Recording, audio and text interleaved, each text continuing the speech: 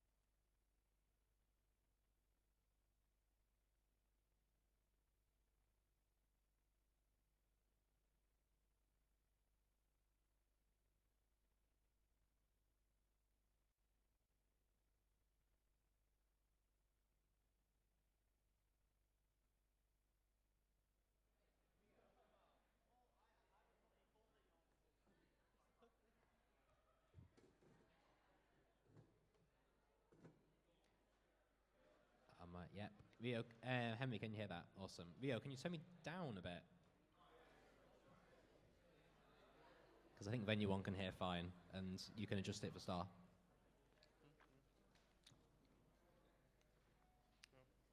Yeah, just eat into the microphone. Well done. We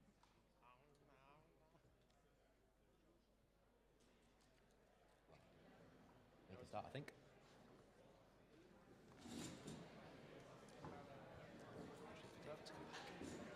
I'll just wait for it.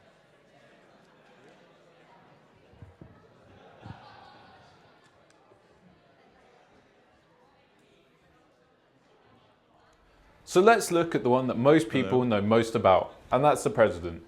The President deals with all the external relations of the Students' Association.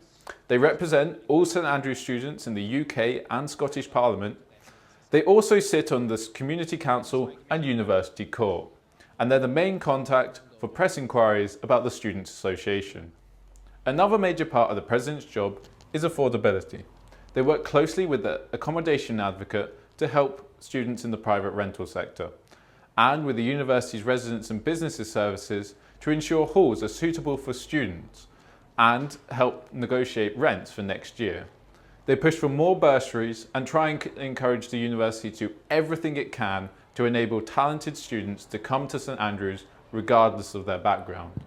It's also their job to keep RUK and international fees down. For example, Chloe Hill this year negotiated a 5% cap to future increases of international fees. The final main area the President focuses on is on the overall strategy of the Students' Association, including being the main contact for the ongoing redevelopment and working with various people to ensure that the union and university is run in an environmentally friendly manner and invests ethically. The President is the chief spokesperson for the University of St Andrews students. They are the key representative of students to the university, the local community and nationally. They are also responsible for lobbying on affordability issues such as tuition fees and accommodation, and manage the strategic direction of the Students' Association.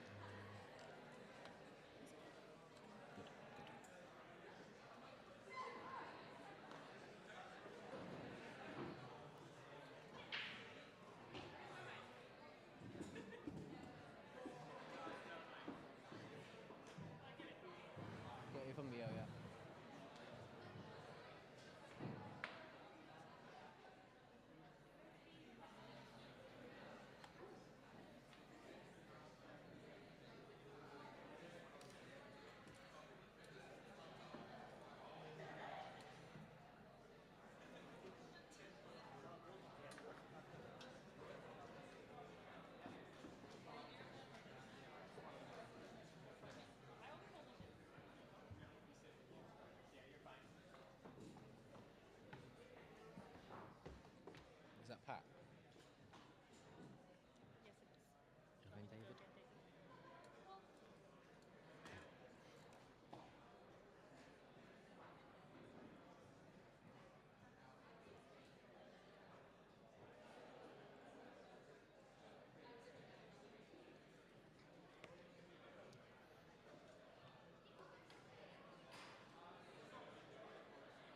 It'll be like this. It'll be like this. If you go any darker in here, it becomes quite gloomy. Yeah. There's just lights like intervals and stuff.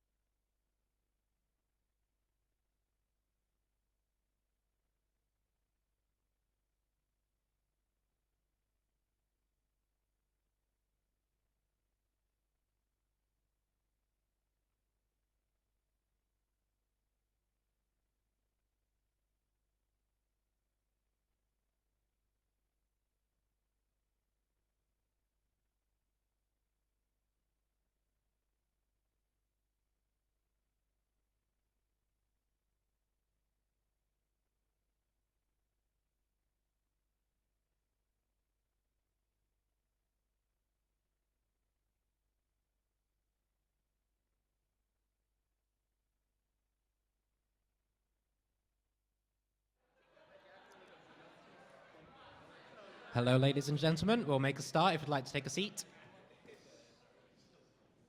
Welcome to the Sabbatical debate for this year's elections.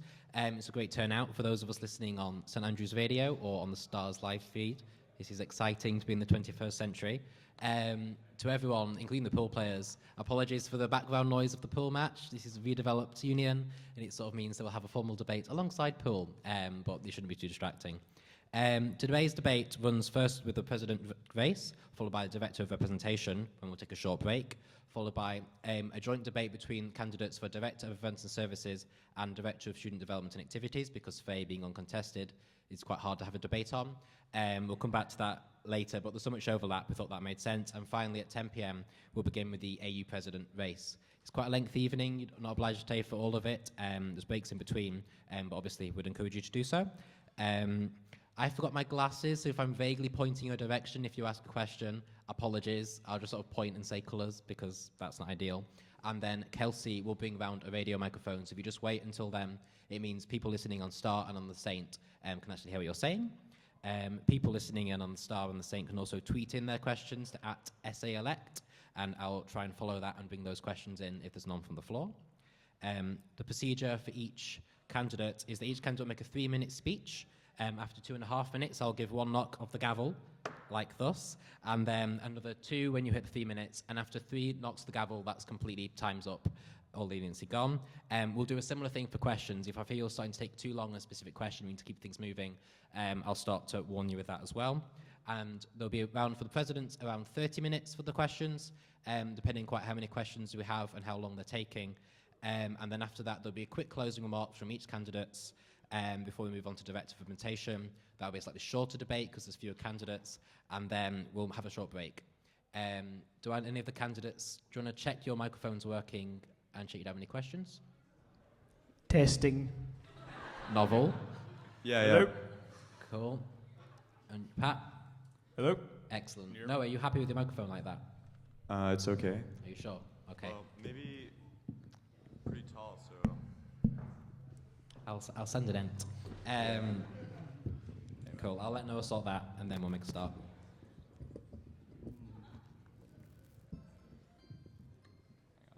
Okay, so I can speak like. That's much better. Thank you. Excellent.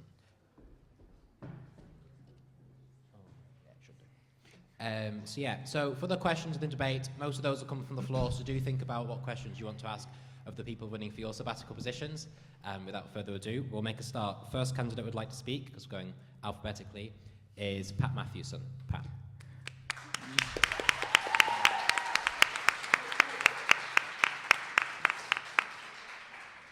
Thank you very much for coming this evening. Thank you to Teddy and the rest of the elections committee for so far putting on a wonderful election campaign. Thank you for packing this evening. My name's Pat Matthewson, and I'd like to be your association president. The question I've been asking all week, and the question I'll continue to ask for these final 2 days as they drown out, is looking back on your time in St. Andrews, what will you remember? For me, it's been having the opportunity to play on the ice hockey team. It's having the opportunity to serve as rector's assessor. It's been my academic family. Looking back on your time, I doubt it'll be the essay you handed in last week or the exam you took last semester that you remember. These things outside of our academics, these things that involve every single day, are what have made my time so incredibly special. And I want every student that has came here to have the same fulfilling experience I have. All the candidates in this race bring a great deal of experience. All of us have our own unique features. But quite frankly, I think from day one, I am best suited to come serve you. As rector's assessor, I sit on the supreme governing body of the University Court. We manage all of the university's assets, including 180 million pounds of turnover in a given year. I also sit on the SRC, the School President's Forum, and I'm chairman of the Rector's Fund. We hand out need-based scholarships for students to pursue their career aspirations. Additionally, I'm the only candidate, all 3 of us candidates will speak about working with the AUs, something that's essential over the next year. I'm the only candidate who's been a member of an AU sports club. Furthermore, I'm president and founder of the Fellowship of St. Andrews, one of the largest volunteering bodies for town gown projects. And most recently, I was director of the 600th Finale Ball. I hope at least a few of you attended.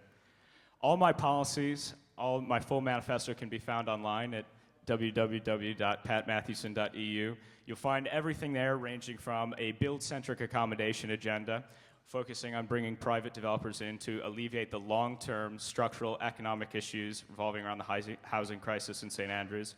You'll see plans for a union-centric alumni network, an employability officer for every student from day one, helping guide students to make sure they enroll in the right extracurriculars, making sure they apply for the right internships. So 4 years down the line, they're much better off than they started. You'll find everything else ranging from redev. The most critical issue for students in the next year is we lose the middle and top floor of the union during phase 3. And I think this will be essential to tackle. If you're sick of all the policies, if you're sick of getting hazed in front of the union, in front of the library, and sick of being spammed online, you can just go on our website and play Patman, new pack-bed version we have. But until then, I yield to any questions and invite the other candidates to speak on whatever issues they fancy. So thank you very much for having me. I look forward to the rest of the week.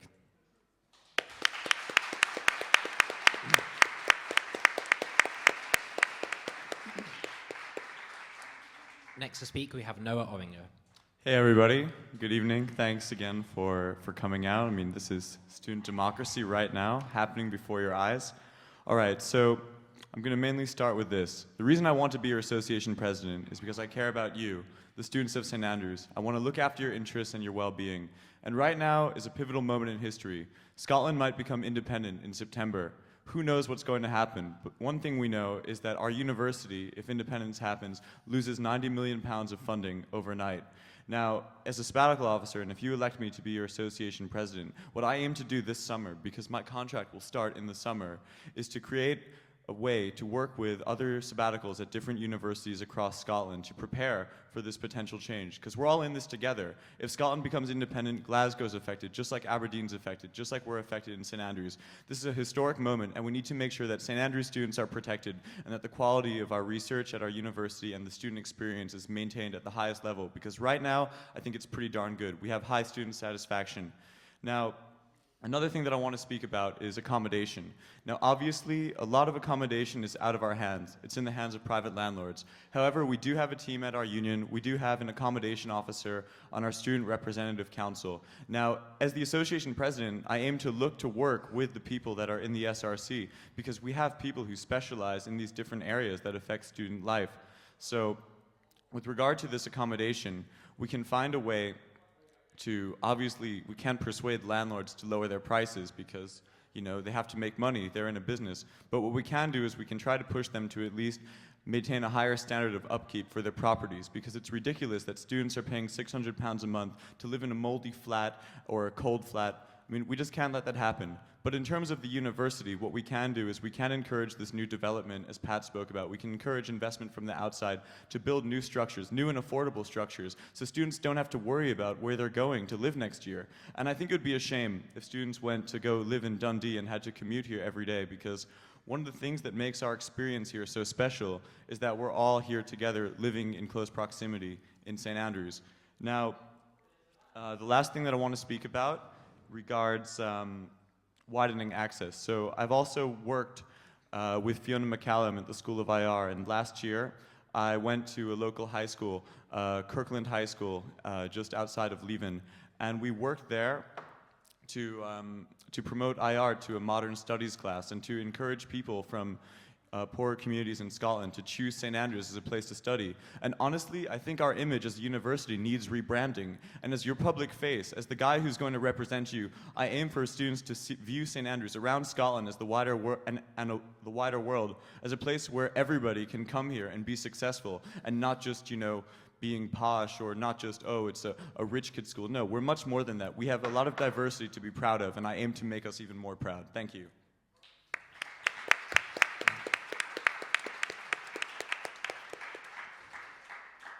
And finally, speaking for Association President, we have David Patterson.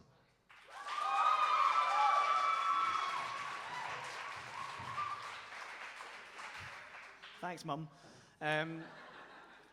Hi, everyone. Thank you very much for coming. My name is David Patterson, for those of you who don't know me. It is really good of you to turn up. It is really important you're all here. I know I'd certainly rather be in the bar, #Glaswegian, but it's fine. No, but seriously, we are here to talk about something important, and that is the Student Association elections, and the Student Association President elections in particular. I want to take this time to tell you why I want to do the job, but more importantly, why you should vote for me. I really want to do this because I believe there are some things we can actually improve for our student experience more broadly. I think we can actually take this year and improve on 3 important areas. Accommodation, both university and private, university owned and privately owned. Secondly, accessibility, both for current students and for prospective students. And finally, we can navigate the redevelopment to make sure our societies and our things we enjoy go smoothly. I am the best person placed for this job, and I'll tell you why. Obviously, all the candidates have talked about experience. We've talked about the experiences they have, but you're electing an association president. You need someone that has concrete, real, day-on-day, week-on-week, month-on-month experience within the association, and then over and above that, more experience with the university. In the past year, I was SSC Performing Arts Officer, or Mermaids President, which meant I was responsible for organising and managing a committee of 14 people, putting on over 40 events, including Christmas Ball, which had a budget of £40,000. This not only meant putting on plays and socials and talks and things like that, whilst in the building site that we currently find ourselves in, but it also meant representing the performing arts in the wider St Andrews community, and that's something I'm very proud of and something I did well. I also sat in the Student Association Executive Committee, managing disputes between the SRC and the SSC, so the highest union body of policy. Over and above that, I was also community councillor for the past year, so a strong student voice, a strong student representative to the community council. The thing you have to understand is the community council meets monthly, and there are 4 councillors from Fife Council who sit in that body, so that's a continual interaction with people who actually make decisions based on HMOs, actually make decisions on waste management and HMOs. Further above that, I also worked with the university to organise the Scott Lang Dinner, which is a student staff dinner that fundamentally celebrates the wonderful diversity we have in St Andrews. We had an excellent guest speaker, Baroness Shirley Williams, come up and speak on that subject. I sat on the Students Association, the Student Drama Advisory Committee, which manages the interest of one of the largest endowments the university has, of £300,000, and allocates that to performing arts groups. It's an important part of the job.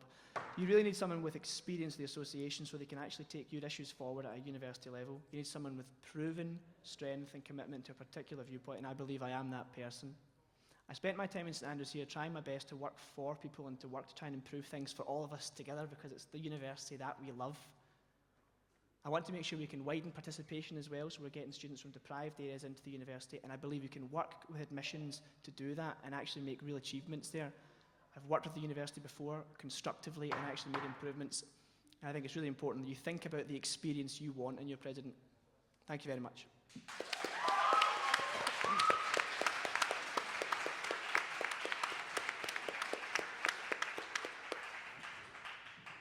Okay, we'll now open the floor to debate. I'd like to remind everyone, both in the audience and of the candidates, that while debate is encouraged, please do make sure you play fair at all times. We don't want anything too hostile. And then, if you ask a question, put your hand up, and I'll send Kelsey with the radio microphone to ask the question. Anyone got any questions for the presidential candidates? It seems like Jeremy Kyle. Lots of jokes. We found an empty in the audience. Dan, each of us answers these questions as they come up, correct? Yeah, I'll give you an order of who to speak, or to speak.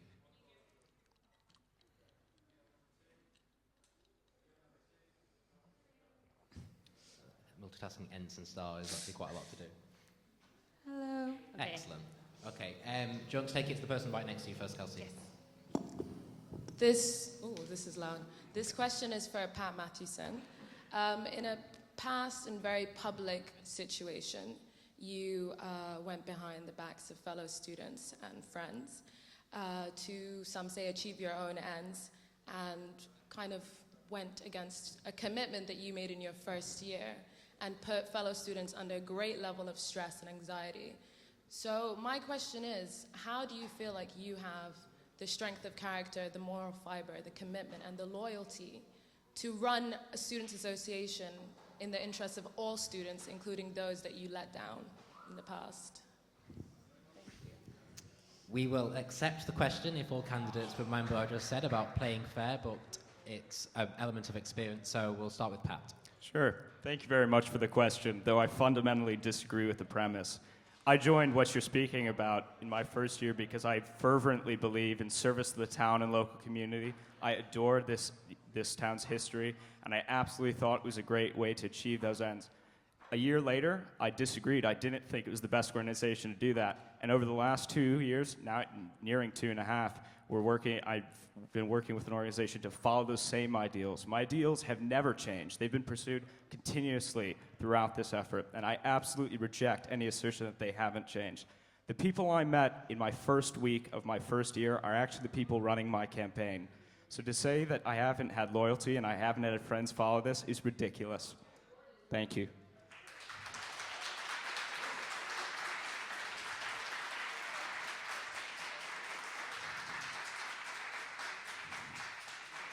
It is a particularly specific question, but if David or Noah would like to comment, David, if you'd like to add anything, you're entitled to. I suppose the only thing I have to say is that, what's important that we do is we make sure that students are able to access the things that they want to access, actually involve themselves in the things they want to involve themselves in, and show, obviously, commitment to that. And one of the policies I'm running on is to make sure that Wednesdays are kept free so that students can remain committed to the societies that they're passionate about, or the sports clubs that they're passionate about, or the musical instrument that they're passionate about. So commitment is something that St Andrews students, have to have the time to do. And Noah? I mean, that question was specifically tailored to Pat, so I don't have any input. Excellent. Broadly, people can ask questions. You're entitled to ask questions specific to one candidate, but if they could be applied to all candidates, phrase it that way. Anyone for the next question? We'll go with Chloe. Oh, okay. So my question is, how do you... Keep going. How do you see your role as president as relating to the other sabbatical roles and the people that you'll be working with? David, then Noah, then Pat. The president is a leader among equals in terms of sabbatical team. The role of the president is to make sure they collate the interests of St Andrews students and make sure they fundamentally represent all students within their remit. That goes for all faith groups, all sexualities, all interests, whatever they may be. That's why I want to work more closely with the Athletic Union to make sure that we remember that this is a university that has a proud sporting tradition and a sporting history. I want to make sure that we are able to access all interest groups and make sure they're brought into the fold. That also includes down all the year groups, so first years. I want to make sure that we bring in hall committees close into the association to work with us, to give them better training, to make sure they can put on better events for their students. I think the role of president means that you can access the three remits more broadly and see where your personal skills fall and your personal strengths come to the fore, and you can obviously make sure that you're working on concrete goals together. At the end of the day, 4 heads are better than one.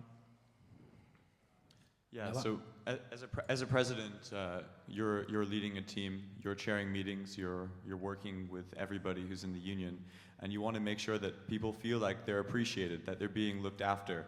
So I would say a lot of it comes down to being an effective team leader and making sure that the interests are represented of the students and that people that are in power positions are doing their job and that they are actively engaged in whatever position they may be. So if you're environmental and ethics officer, making sure that you're working with that person to see that they're looking at pressing issues regarding the environment that are affecting our university or how we can be more sustainable. Also, it's just getting to know more people, being friendly, introducing yourself to the security guards, introducing yourself to the cleaners, getting to know people and getting support.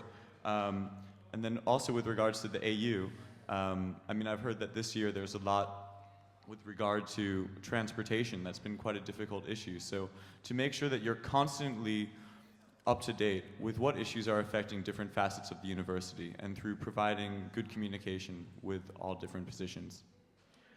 Thank you, all candidates. Anyone want anything else? I haven't gone yet. Okay, next question, please. I haven't Sorry, yet. Pat. Sorry. Go on.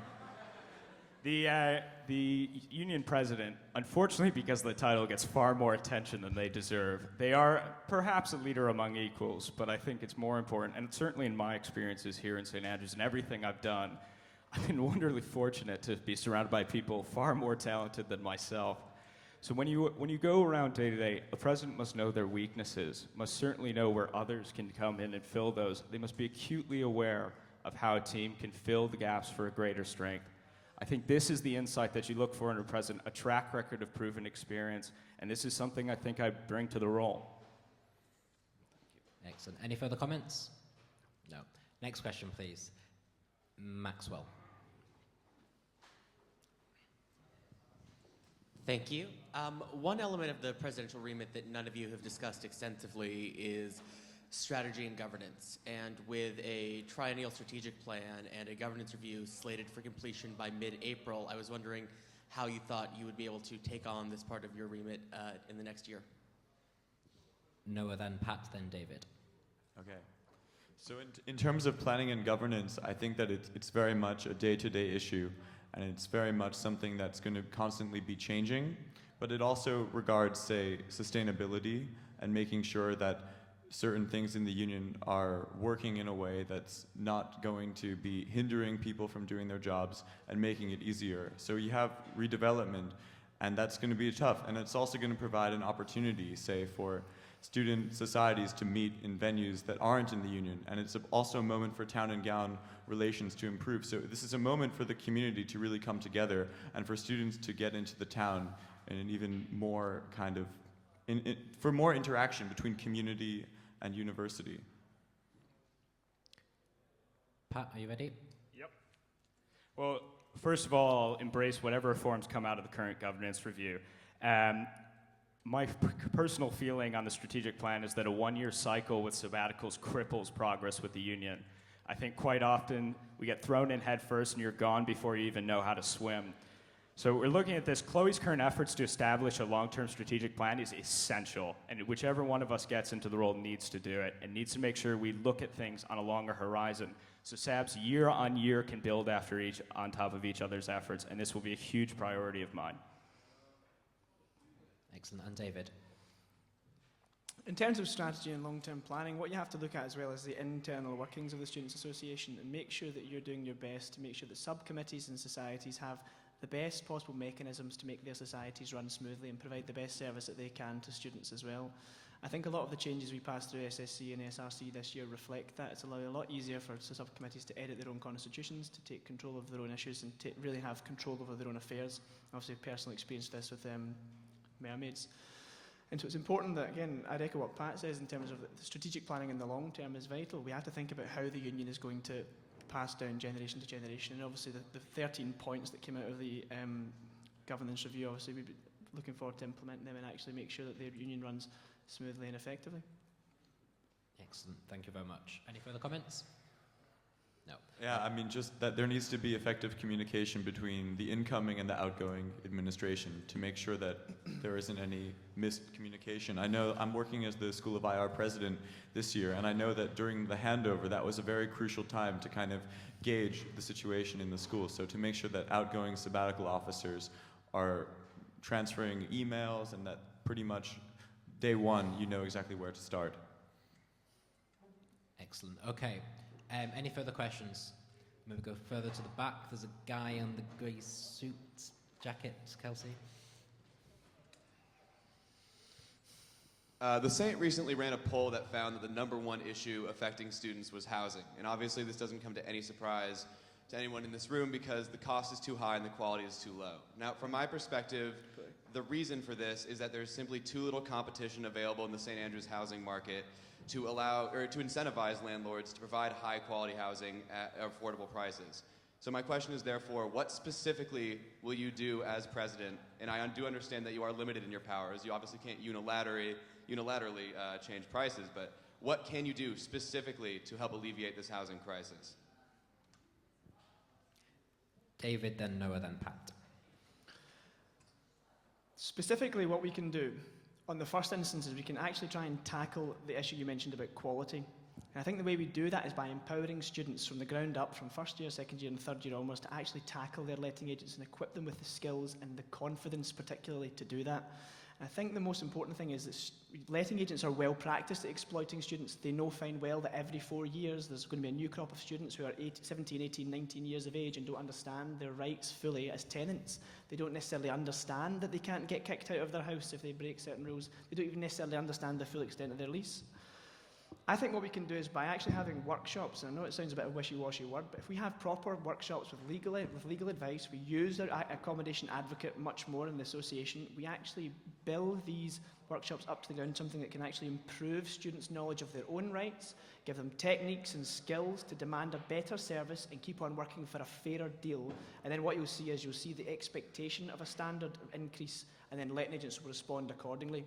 In terms of demand, obviously with more halls of residence being built in town, we have to make sure that those meet the requirements that students expect in terms of pastoral and wardennial care, to make sure that first years going into those halls get the same standard of service. That'll obviously give us a more competitive number of rooms to actually alleviate the demand question that you brought up earlier on. But I think the real issue is improving the standard of housing that letting agents and landlords provide here, and we do that through collective action and empowering one another.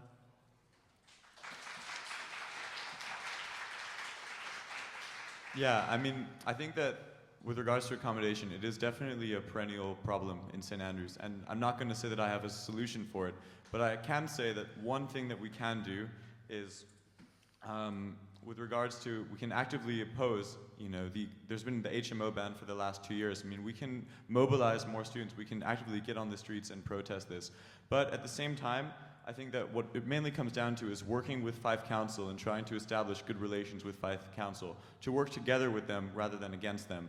And with regard to private landlords, I mean, once again, we do live in a small town, and through personal contacts, we can get to know these landlords, and we can encourage them personally to raise their standards. But also in terms of accommodation, with regard to students who are studying abroad, one thing I would like to do is to set up a database through the union for students who are going abroad to be able to find somebody else who's going to be there for a certain amount of time, for say half a semester, and so that way they don't have to worry about accommodation. But as I said, a lot of it's out of our control. The landlords are here to make money, and there's only so much we can do. Pat? Your question was, why is the quality so low and the price so high, correct? That's correct. I don't think either of those two answers answered that. This is fundamentally a long-term economic question. It's because the demand is enormous, completely inelastic, and the supply is far too low. Unless you increase the quantity of housing in town, you can train people all you like, but nobody is ever going to get a better deal. Nobody is ever going to pay a lower price. Until we actively pursue new building accommodation, nothing is going to change. So what I'd like to do from day one is address these private builders that currently swarm all over St. Andrews. One has trickled in recently. If we address them and say, listen, if you agree to our terms, if you establish a wardennial team for pastoral care, if you establish hall committees so we don't lose hall sports, hall balls, everything that makes halls special, and if you ring fence a certain number of rooms for students that need low-income housing, you can build here. And if you see these buildings happen, you will fundamentally see a change in the way the housing market works in St. Andrews. You say, oh, you only have 1 year to address this. A president only needs 1 year to get Fife Council to pass this new build, and shovels will be in the ground. It takes longer for something to be built, but it is feasible within the horizon of a president. We'll go back round. Thank you. David, then Noah, then Pat, if they choose. I think you'll find that the Green Agreement plan that the Community Council championed for 20 years to pass and passed 4 years ago prohibits the building of any new buildings anywhere near St Andrews to qualify for affordable housing for students. Further, so that won't work. Further, what we can do is we can actually access the expertise that the university has. The university are all middle-aged, they've all got degrees, and they're much more intelligent than we are. We can use the Centre for Housing Research to actually take the accommodation survey that was done 2 years ago and here, and actually use the data that we gather from the students who actually live in the houses that we're talking about, and then take a data-driven approach with their research, which is excellent, and actually find innovative solutions for the housing problems. Yeah, I mean, I'm not going to disagree. If there's more building and it comes from private investment, I mean, that would be great. Absolutely, we should encourage that. Okay, and Pat? David's actually incorrect here. Community Council has offered a resolution to oppose any new building, but it's Fife Council that approves whether or not new building happens. So Community Council can oppose all they like, but these measures are fundamentally passed through Fife Council. So they can stand up to it, but that's who we have to address. So that's an irrelevant point. Any further comments from any of the candidates? If you look at the Green Agreement, you'll see the facts for yourself. Okay, and we'll move on to the next question. I can't actually see Kelsey. Oh, hello. These glasses problems. Callum.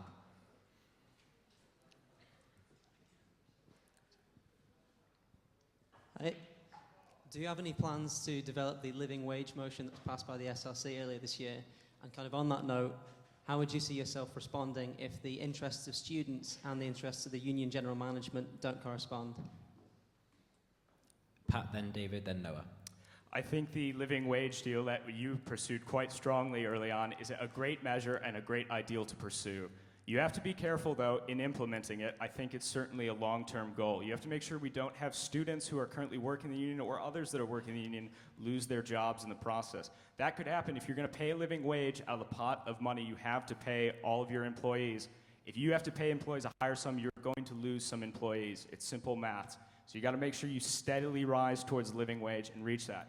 When students' interests conflict with university management, I would work for the students, not the union management. That's who elect me, and that's who I intend to serve.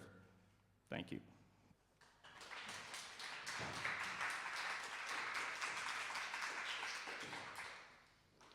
I agree with Pat wholeheartedly that it's a noble ideal and something that we should definitely pursue, and I would agree myself that when the SRC passed it, I was impressed. I think it is a commitment that we should make to make sure that the people who clean our halls, the people who work in all of our buildings, the people who work with us to actually make this a community of students deserve the fair pay they deserve. This also ties into the housing point, that people need to have an affordable wage to live in St Andrews, which is an extortionate place to live, and this goes for locals and not just students.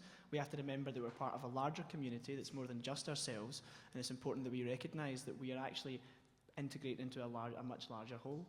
The thing with the union management as well is that, again, it's an easy point. You have to have someone that's experienced with the Students' Association to understand how it works, to understand the ways and means of actually working with the management, including the general manager. And of course the interests of students come first. At the end of the day, I'm there to put the voice across and to be a firm advocate for what students deserve and what students rightly deserve. And I think that it's important when conflicts of interest do arise that we address them constructively, because there's nothing worse than burning bridges with the man that's in the office next to you. You have to make sure that we actually address these things together and come to an agreeable solution. Noah? Yeah, I mean, I'm also going to agree with the guys that we definitely should support this motion. This is a step in the right direction, and we should, it's valuing the people, the employees of St. Andrews, and showing respect for them. And of course, there needs to be this living wage. Now, in terms of university management, yeah, I'm here to represent you, the students. I'm not here to represent the management. So it's about finding kind of this medium and making sure that both parties are getting along diplomatically. So I think a lot of it is just how we go about it. Next question, please. You had your hand up first, in the sea of red with a grey top. I feel very much like David Dimbleby, blindly pointing at people, but... You've all talked today about SRC policy and SSC policy. I'm just wondering, to those of us who are in the crowd and also listening who aren't as aware of what you're talking about, I'm going to throw a curveball in there and ask you, can you tell us a little about the reason why you came to St Andrews? Because if you're going to be our president, you're going to be representing the students here on a whole, not just those who are necessarily know the ins and outs of the union. Okay, we'll go Noah, then Pat, then David. So just to clarify, the question is why I chose St Andrews. I mean, the reason that I came here is because it's a wonderful university. It has the best international relations program in the UK. It's diverse. I mean, there's some magic at this place for sure, and that's mainly why I came here, because of the student experience and because of the opportunities to travel and to meet people from different backgrounds and learn about their worldviews, and hopefully they learn something from me. So I think it's the ideal student town. I don't think it gets much better than this.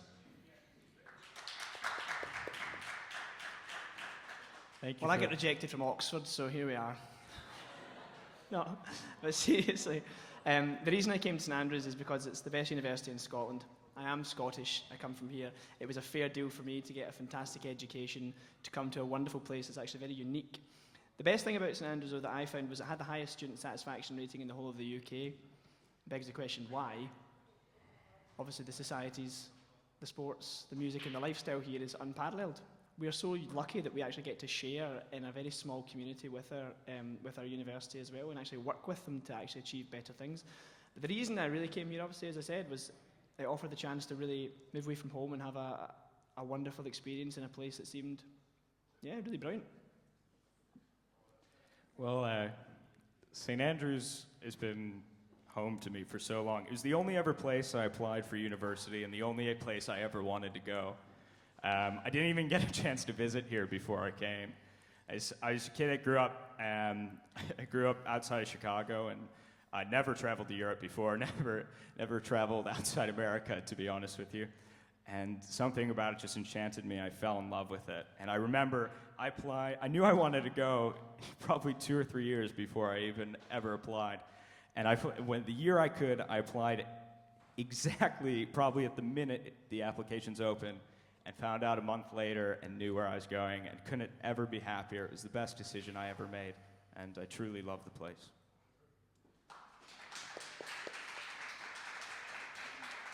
Next question. You had your hand up first. Yeah, just over behind you, Kelsey. Can everyone just describe their policy on widening access? We'll go Pat, then David, then Noah. Sure. I'm aware of Dave's policy to ferry students from across Scotland and the deprived areas of Scotland here. However, I don't think that's a route change problem. You can bring students here, you can show them how shiny and lovely St. Andrews is, but if they can't afford it at the end of the day, that does not matter whatsoever. What I'd like to do, if you're looking at the real hidden cost, one of the huge barriers to students from SIND 40, the group you're talking about that's significantly underrepresented, I believe it's 32 students here, it's the hidden cost of coming to university. It's accommodation. It's the fact that our accommodation prices are astronomically high. So his question earlier, why prices are so high, that if we don't address accommodation, students are going to still be burdened by those hidden costs. Additionally, if you look at my alumni policy, the idea of building a union-centric alumni network, I fundamentally believe this will increase alumni participation at the university, which will complement development office's efforts in order to enhance bursaries. If you look at that, you will see more students come here from SIND 40. You will see more students that actually have the opportunity to come here, not just the ability to look at it. And I think I have more than a strong widening access policy amongst my manifesto. Thank you.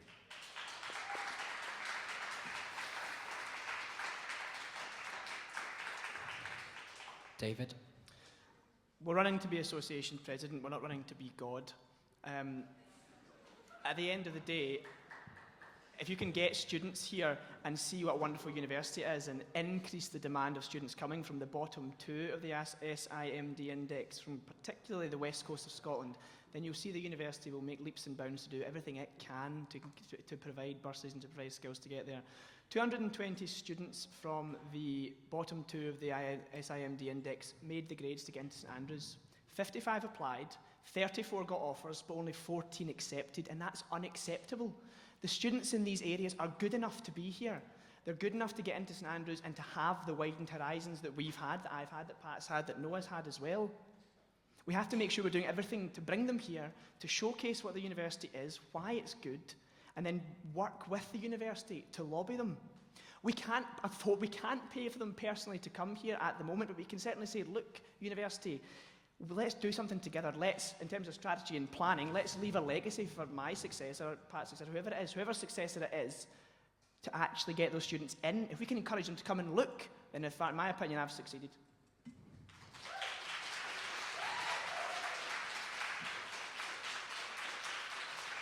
Are you guys going to stop applauding so I can answer? Okay, so pretty much the bottom line is that our university needs more money. We don't have a large endowment like at US universities, and if we have more money, this is going to create more opportunities, and this can create a space for us to be able to reach out and to provide more money to students that are coming from deprived areas to St. Andrews, and to make sure that they're looked after, to make sure that they have enough money to go to an event, and events here are expensive, as we all know. And I also think, though, that there are a lot of people who don't want to come here. And David said that only 14 out of how many accepted? 34 offers. 14 out of 34. I mean, I wonder what the reasons are for why these students did not accept. And I do think that a lot of it comes from the current image of our university to the public. We don't have the best reputation. People just think of us that, you know, we're just a rich kid school, when we're a lot more than that. And so it's about changing the image of our university. And now that's a challenge. That's something that each person has to do every day based on the decisions that he or she makes. How am I going to represent myself? Am I going to make a champagning video, or am I going to refrain from doing it? So a lot of it is the university's bad PR. which is our fault as students. And as president, honestly, I would advocate for students to make better decisions, but you know, you can't change everybody's mind. We'll go for further comments again. Pat, then David, then if he chooses Noah. I reject the idea that the idea of widening access applies purely to Scottish students. This is fundamentally an international university. We have students from all backgrounds coming from all over the world, and we have talent that needs support, not just from Scotland. We need to make sure we look beyond us as a Scottish university. Looking across this room, I don't know how many people, I think the majority probably aren't from Scotland. And I think we have plenty of talent that certainly should be addressed and brought to this university through real, measurable means from across the world. Pat, but the students that come here from across the world can afford to come here. That's the difference. When we're talking about widening access, we're looking mainly locally. Pat, then David. No, I came here on a scholarship. I don't think every student, I know quite a few students in this room that came on scholarships from elsewhere. I think that's absolutely untrue that students from across the world can always afford to come here. But still, okay, David, next. You don't get much more fundamental than being attached to a rock in the northeast corner of Fife. It is a Scottish university.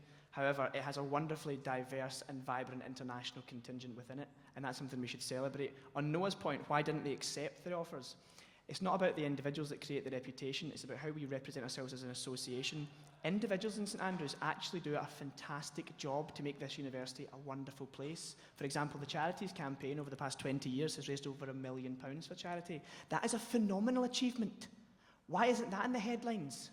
I've already said it in my manifesto, but I'm going to work to make sure the university's reputation reflects reality, so that when kids do come here and we adopt the second policy that I've suggested, which is making sure more of the association's activities line up with open days, when they do come here and they see the great work that goes on here, they see the wonderful CV fillers, if you will, that actually happen here, they'll jump at the chance to come here, and they'll obviously be excited to do so, because at the end of the day, it's a Scottish university with a wonderful, vibrant international community and the rest of the UK, and it's that third split that makes us who we are. That is exactly what broadens our horizons. It's the fact that we can suddenly have a friend on every continent, and it's getting them here in the first place that's important. You have to start somewhere. Why not start next door? Noah, do you have anything to add?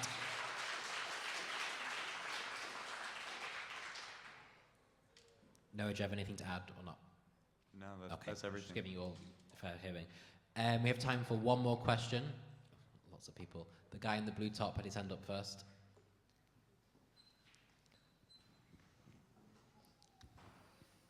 This role involves representing students. What experience do you have in representing students so far to this point? And we'll go Noah, Pat, David. So representing students, well, I represent all St Andrews students on most Wednesdays when I give tours to prospective students that are coming here to check out our university. And I talk about St Andrews. I try to persuade them to come here. I tell them about the traditions that we have, Raisin Weekend, the foam fight, where they can get their music lessons, which halls of residence they can live in if they want to have a roommate. And I do try to do this with the most dignity and the most confidence and humor that I possibly can attain on a Wednesday morning at 10 a.m., which is difficult if I haven't had coffee. But this is something that I do really care about, and it's something that I do my best to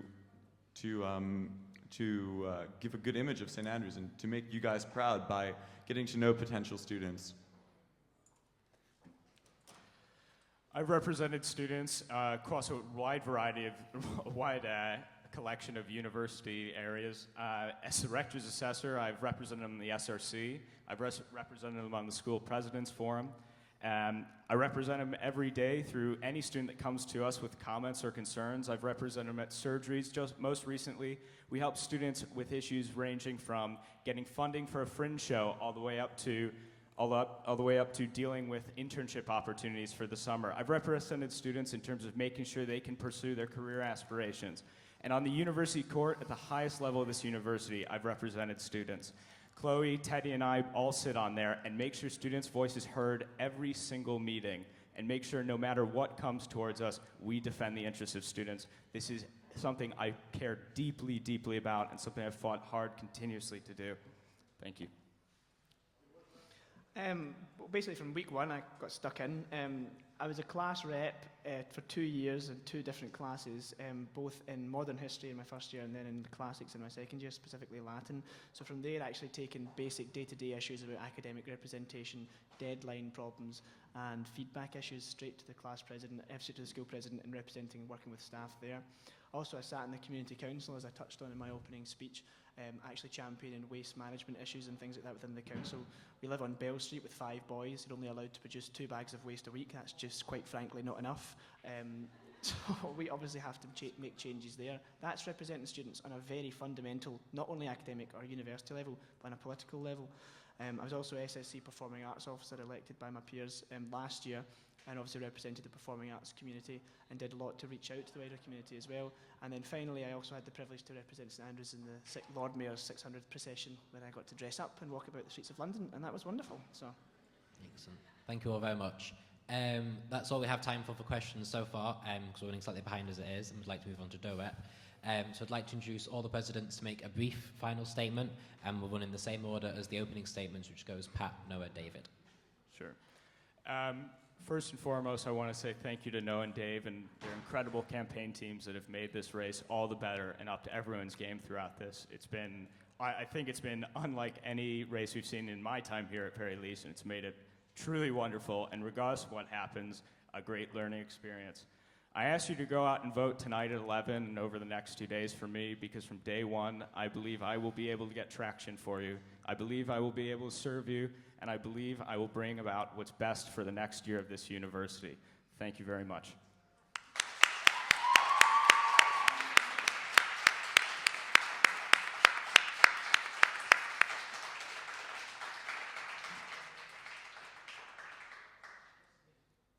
Noah?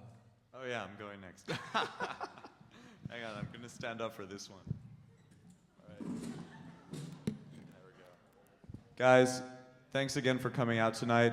Pat, David, you guys have been wonderful competitors. I know you care deeply about this university just like I do. Hang on, this is tangled or something. There we go. And yeah, I would encourage you all to read through our manifestos, weigh out the positives and negatives of each of our campaigns, and make a decision and contribute your voice to our wonderful student democracy. Thank you very much.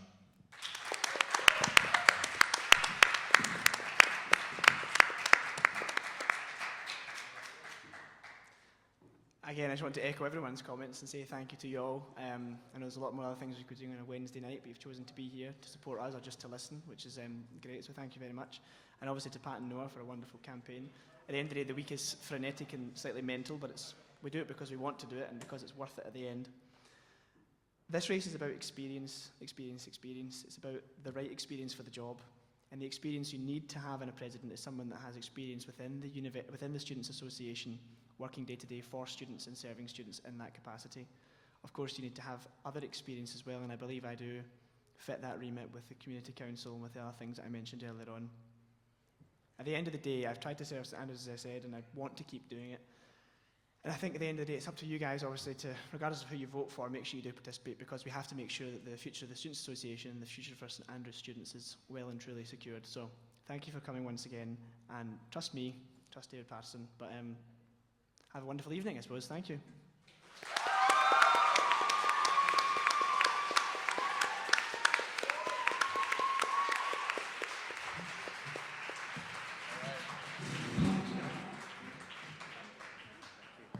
If we can invite the candidates for representation up, and we'll have a short break after that debate. I think we at least put on a show. Yeah, guys, I think we gave some entertainment value as well. Absolutely.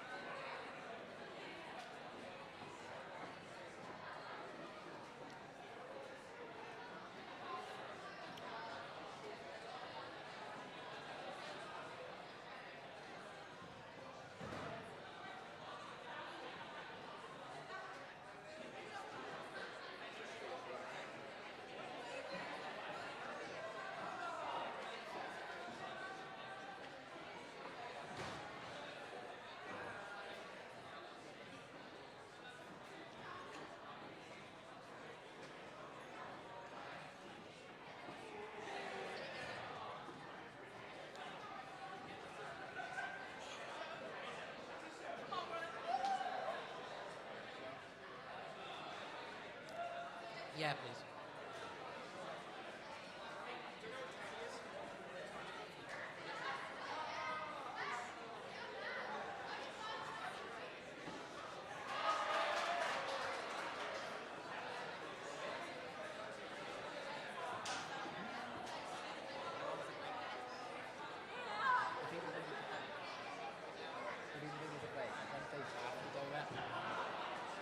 I don't mind, this is easy.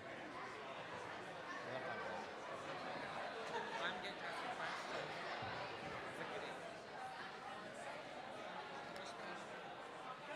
Did you hear it as a break then? Did you hear it as a break? That explains that then.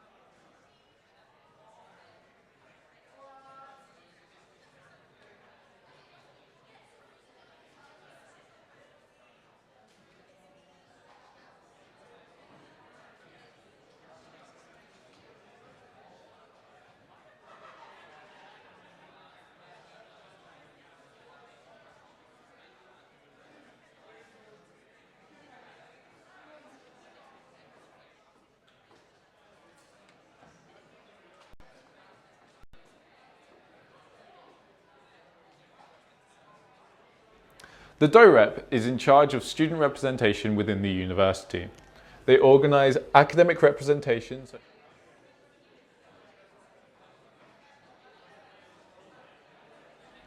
The DoRep is in charge of student representation within the university.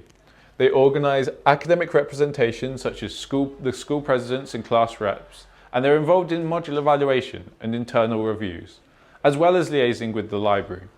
They're also involved with university-wide relations, such as sitting on the university court with the president. They work to make St Andrews a welcoming and happy place for everyone by working with people such as LGBT and student services. Additionally, they're in charge of student well-being, such as mental and sexual health. Finally, they're in charge of democracy within the Students' Association and organise elections, provide the Students' Representative Council with guidance and training, and ensure the union is transparent. I'm the Director of Representation. My role covers education, well-being, equality, diversity, and democracy. That's what I do, but who I work with, that's all of your elected student representatives who cover academics, so class representatives in your modules, your school presidents, and postgraduate reps as well. But I also work a lot with the university to make the student experience the best that it can be while you're here at St Andrews. So, like, I put this on a bit of break to let Star. Rio.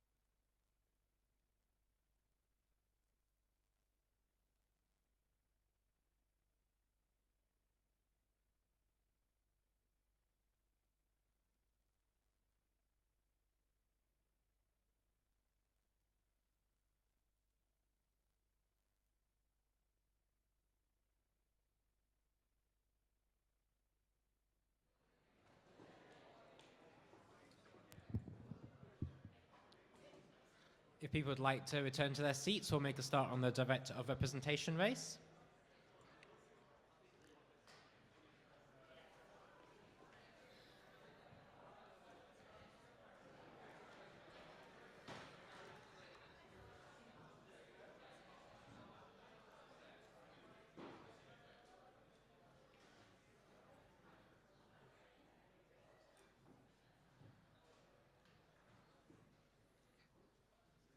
Okay, we'll move straight on to the Director of Representation race. This sabbatical mainly deals with topics of education, welfare, and democracy.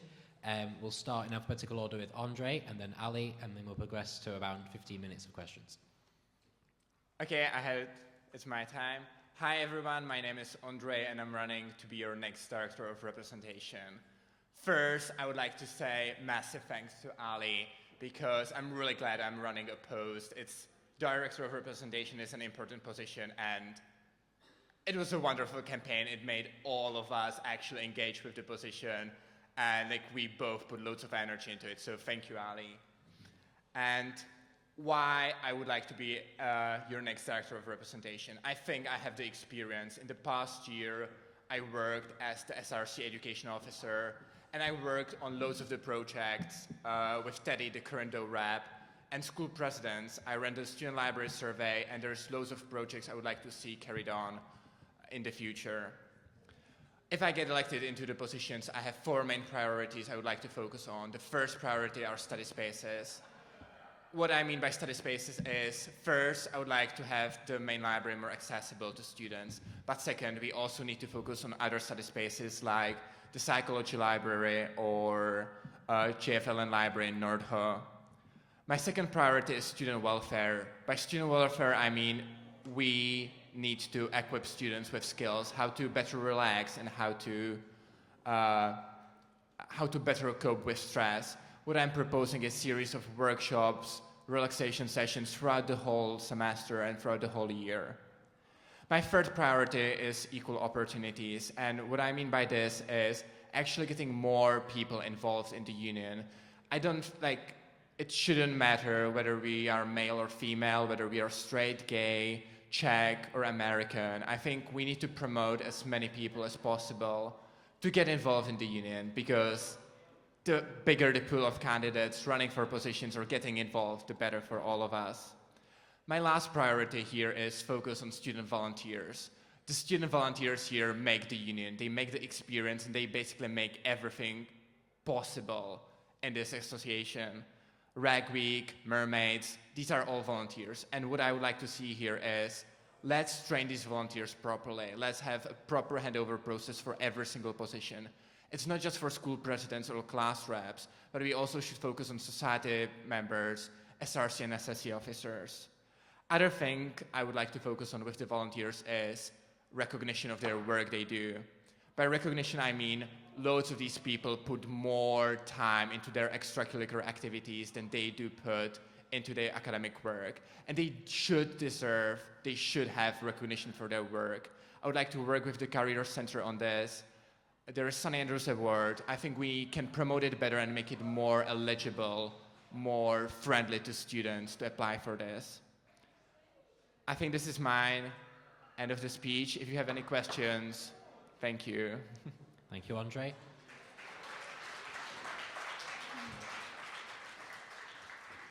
Next to speak is Ali. Alright. Hi guys, my name is Ali West, and I'd like to be your next Director of Representation. First off, I'd like to thank Andre also, because this has actually been the cuddliest campaign I have ever been a part of in St. Andrews. It's genuinely been great. I'd like to talk a little bit more about the role of DoRep as I see it, and why I think I'm best qualified for it, and some of the policies that I'd like to implement as Director of Representation. So the role of Director of Representation, as was mentioned, is oriented primarily towards student welfare, democracy, which is a very sort of nebulous thing within the union, and liaising with the university on education policy.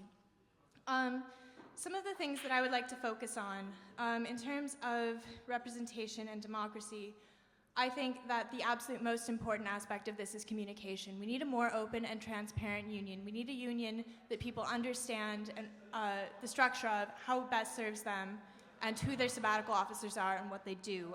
To this end, I would like to run a sabbatical information campaign towards the beginning of Freshers Week. I got involved with student politics rather as a fluke, people I met, people I knew, and I think that although that was great for me, it needs to be clearly understood by absolutely everybody. In terms of education, I broadly agree with Andre on study space. However, I think we need to go further and we need to look at more innovative approaches to study space. I would like to look at opening up departmental classrooms during exam periods to serve as study space. This has already been used in, I believe, the School of Divinity to great effect, and I would like to see that success exported across the schools. I would also like to work with the university to focus on student welfare, and especially in terms of things like Reading Week. The past several directors of representation have been elected on a campaign of bringing back Reading Week. However, because of the way that the university structures its calendars, it is very out of step with student elections, and you have to have strong advocacy skills to be able to even go near that. I think that although I cannot promise the return of a Reading Week in semester 1, I can say that I won't let up because I think it has to be a priority for student welfare. I would also press the university to release exam timetables earlier so that those of us who live far away can book our flights and book our trains before they become exorbitantly expensive. I think that this is really important and a simple step that can be taken for everybody's well-being. In terms of student welfare, I would like to increase the focus on mental health. Again, I agree with Andre in part. I think we do need to focus on things like building up relaxation sessions and such. However, we also need to focus on a two-tiered approach to mental health. Teaching people the skills to deal with mental health, to improve their mental health and maintain it, and also being able to help those of us who are sorry, am I out of Finish your time? sentence. Who are in need of acute assistance. Any questions?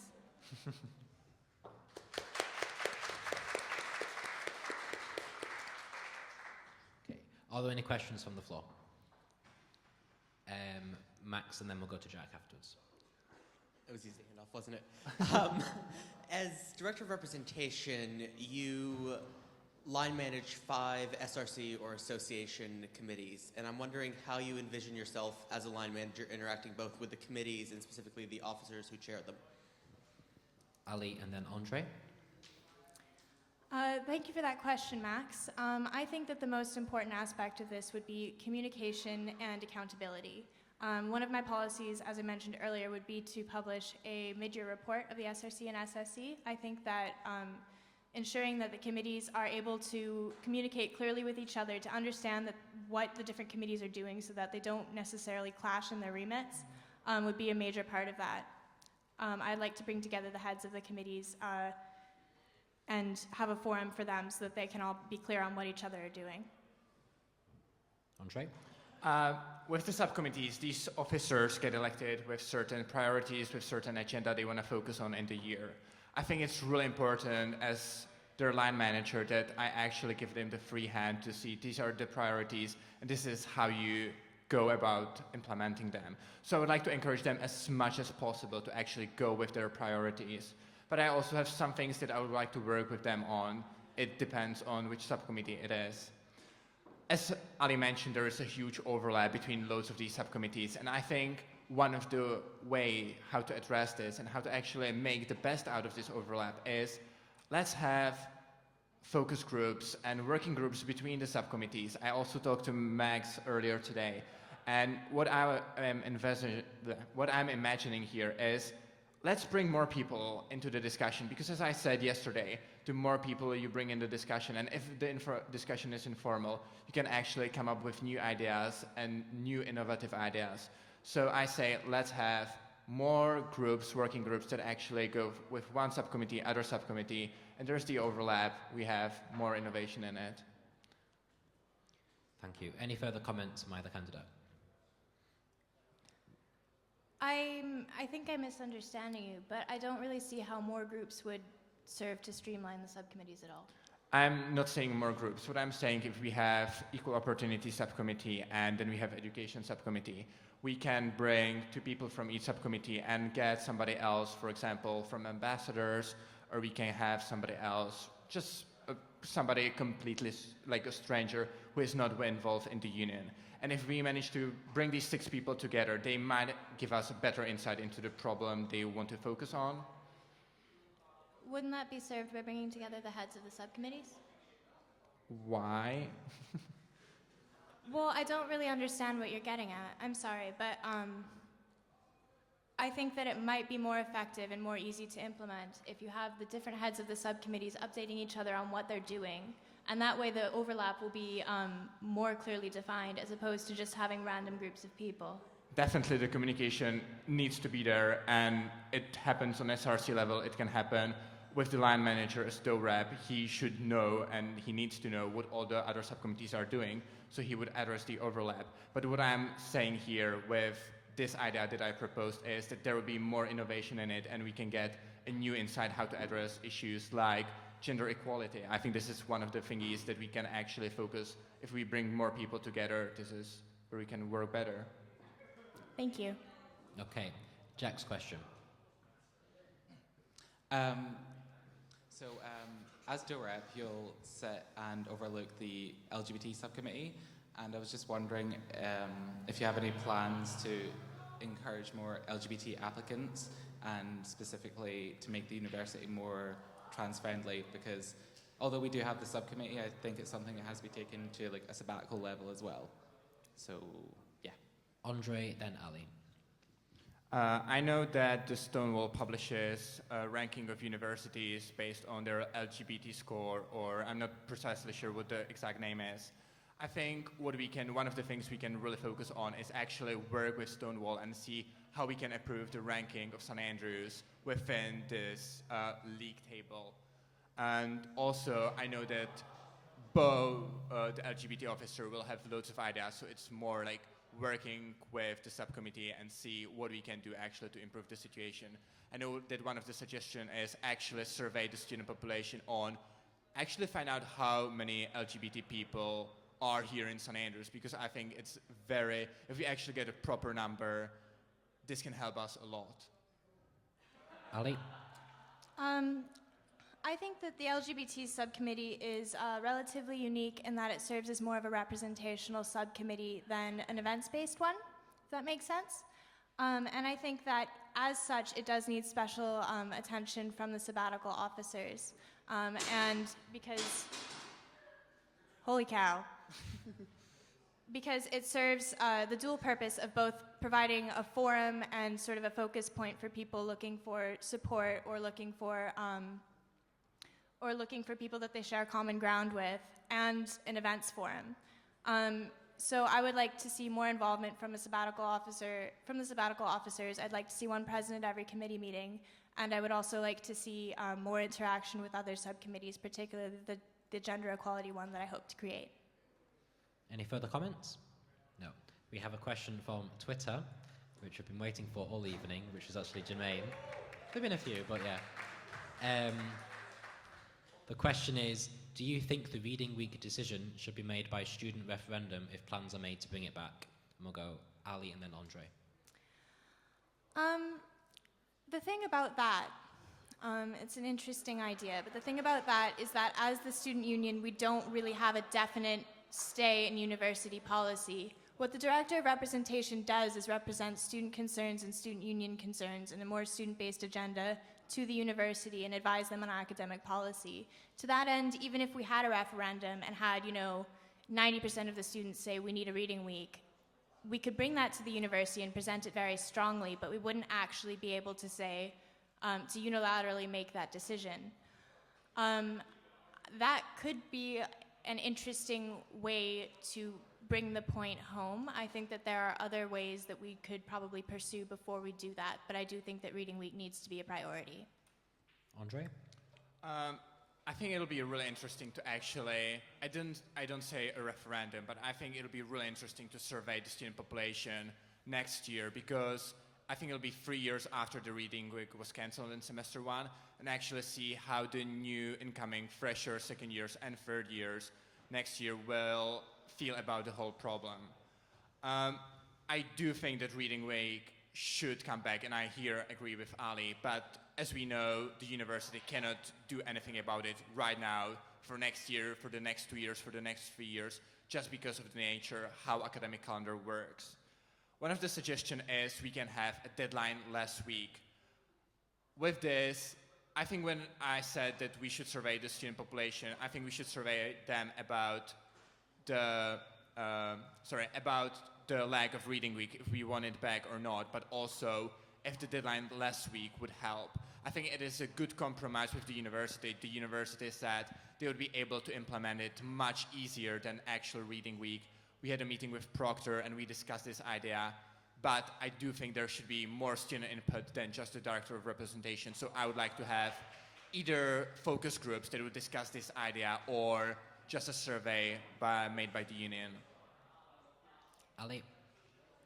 I think that, I honestly, I don't think that a survey is immediately necessary. I think that one of the most worrisome things about this is that as a university, we do have a very short institutional memory. We turn over in our student body entirely every 4 years. And in a couple of years, we're going to have a full group of students who don't know that we ever had a reading week, or that that's something that they could reasonably expect.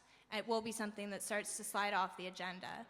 I think that what we need is we need very strong advocacy at a university level. We need somebody who will say, no, this is a priority for us. This is something that we need to happen. If it doesn't happen this coming year, then we need to work and have it factored in the university next sets its calendar, because it is something that I think, and the vast majority of people that I've spoken to think needs to be a priority in terms of student welfare.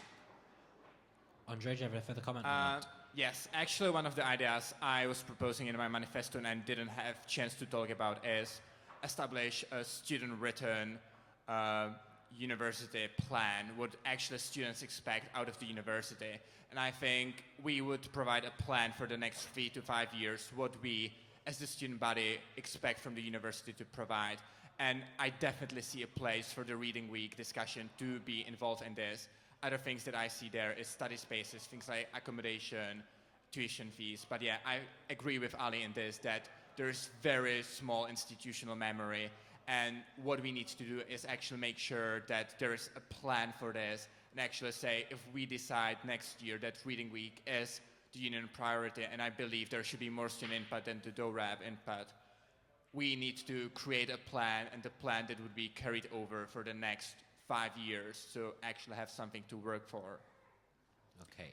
I would agree with that, sorry. I would agree with that, but we also need a guarantee from the university that they're going to listen to us. Okay, moving on to the next question, we'll go at the back, and then Chloe, and then the front.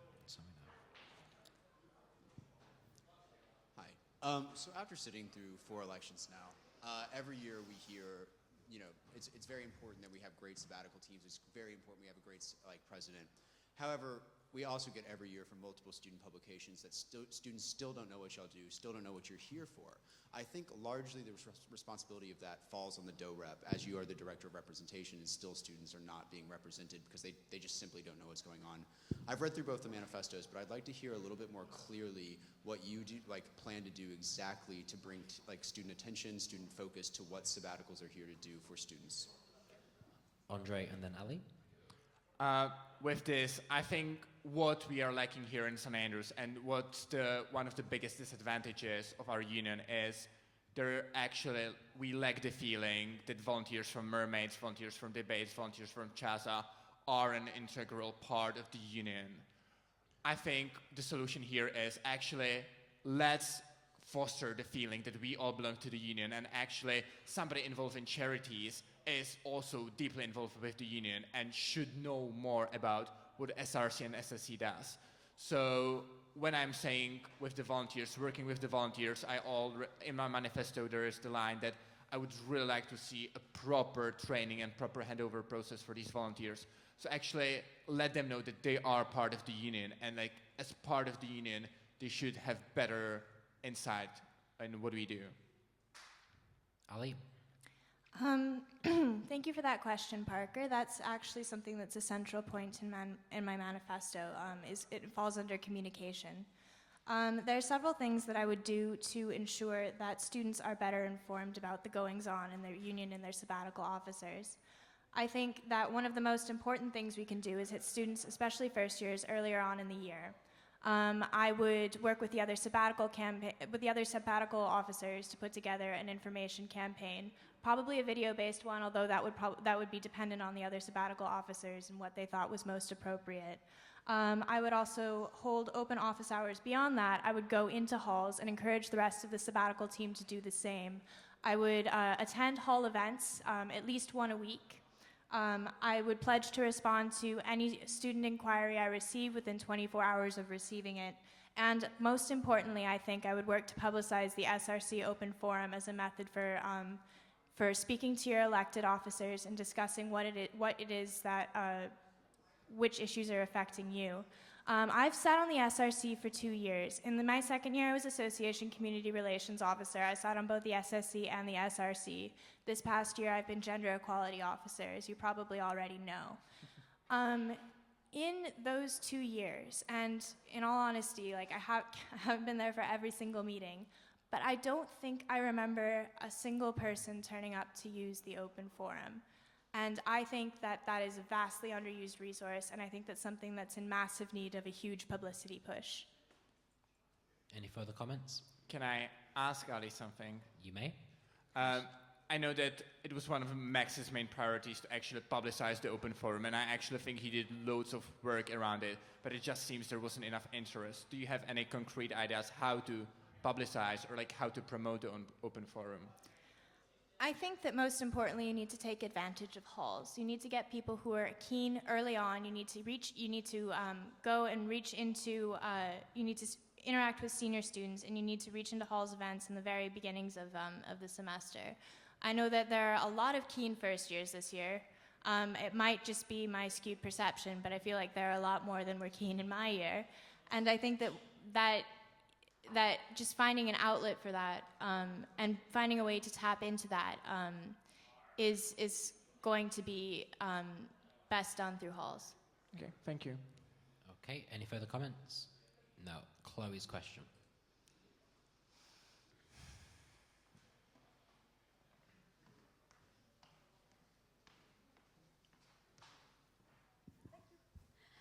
So the DoRep's role is split into 3, but largely into 2, academic and welfare and equal opportunities. And in the past, from my experience of sabbaticals, it's tended to be very academic heavy, so 70 or 80% of your time is spent on that and much less on the other. Do you think this is right? And if you don't, how would you reorganize it? Ali and then Andre. All right. So personally, I think that academics and welfare shouldn't really be seen as split. I think that they're absolutely 2 sides of the same coin. You cannot have sensible academic policy without taking into account student welfare and vice versa. To that end, I would like to see a lot more integration of what people traditionally think of the union, SRC and SSC, and what the school presidents do. I feel as though that would streamline a lot of what the DoRep does. I also think that working to strengthen the school president system, which is something that Teddy has been working on very heavily this year, would help to alleviate some of that. Similarly, I think that the role of the Director of Representation is fundamentally a union position, and I think it is very important that the DoRep continues to see themselves as that. I think that they need to see themselves more as advocating for students within the university than perhaps the role is seen right now. That's how I would reorganize it. Andre? When Ali mentioned that she would like to see the school president system more strengthened, from my personal experience when I was working with Teddy in the past year, it actually requires even more time to put into the academic side of representation. What I would like to see is actually support more the 2 subcommittees heads, equal opportunities and well-being, and actually try to be as supportive as I can for these 2 subcommittees. Other thing that I would really like to start discussion with the university on whether we can add a new sabbatical officer that would cover these 2 main areas of welfare and equal opportunities, and if there was some kind of reshuffle in the sabbatical team. I think if we look at the sabbatical positions now, we can see that every year they just take on more and more responsibilities. And it just starts being unsustainable. There are so many priorities the sabbaticals have that they just have to say, I can't focus on this, I can't focus on this. I think now we have the opportunity to actually talk to the university and say, we have so many ideas, so many things we would like to do. We would really appreciate a new sabbatical officer that would actually focus on these things. Any further comments? Do you think that that's possible? Do you think that there's money to pay for a new sabbatical officer's salary? I think we definitely can start the discussion with the university, and I do think that if we actually say we have these ideas, but we just don't have time for them to be implemented, they would be keen to listen, and I think they would be approachable in this. But how would you work within the existing framework to reorganize the role? As I said, I would try to support more the subcommittee heads, so the well-being officer and the equal opportunities officer, and try to give them as much support as I can through the training, through trying to steer them in the right direction, stuff like that. All right, thank you. Okay, we have time just for one more question. The front, I think I promised. But there's two people, so choose Kelsey. Both of you mentioned utilizing more space for study space, and in the next semester we're obviously having a huge problem with society space, and one of the venues, or part of the package that we're looking at for the university, is using those university spaces. How do you propose splitting the time between academics and our student activities? Andre, then Ali, but if you keep your answers fairly brief. I think if we look at the space that the university has on offer, there's so much space.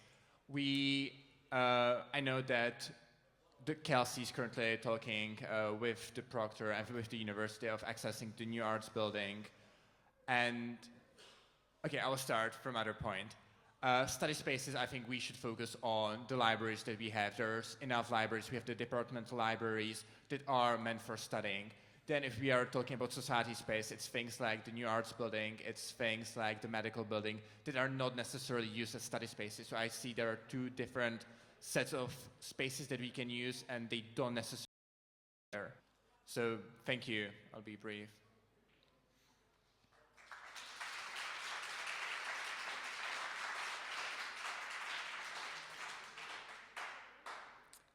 All right, everybody. Thank you so much for coming along on Wednesday night. Thank you for listening. I highly encourage you to take a look at my manifesto. I think that I have an innovative set of policies. Candidates to take a seat, and the DOES and DoSDA candidates to take to the stage. The Director of Events and Services is the SAB in charge of the commercial services and events the Students' Association hold.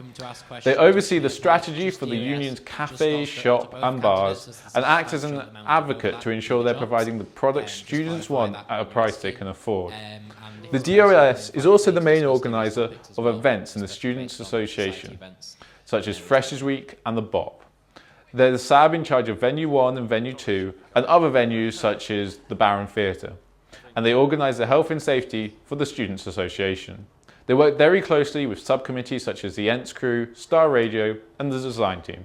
The Director of Events and Services oversees all the commercial elements of the association, from plans for the bars, cafes and shop, and most issues to do with the building. The DOS plans all the major events from Freshers Week to Graduation Ball, and the DOS spend most of the time managing bookings for Venue 1 and 2 and supporting students in putting on their own events.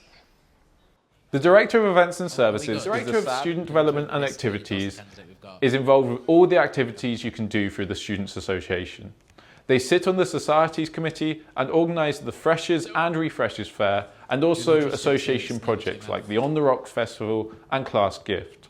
They oversee a lot of subcommittees like Charities, Mermaids and the Volunteering Service.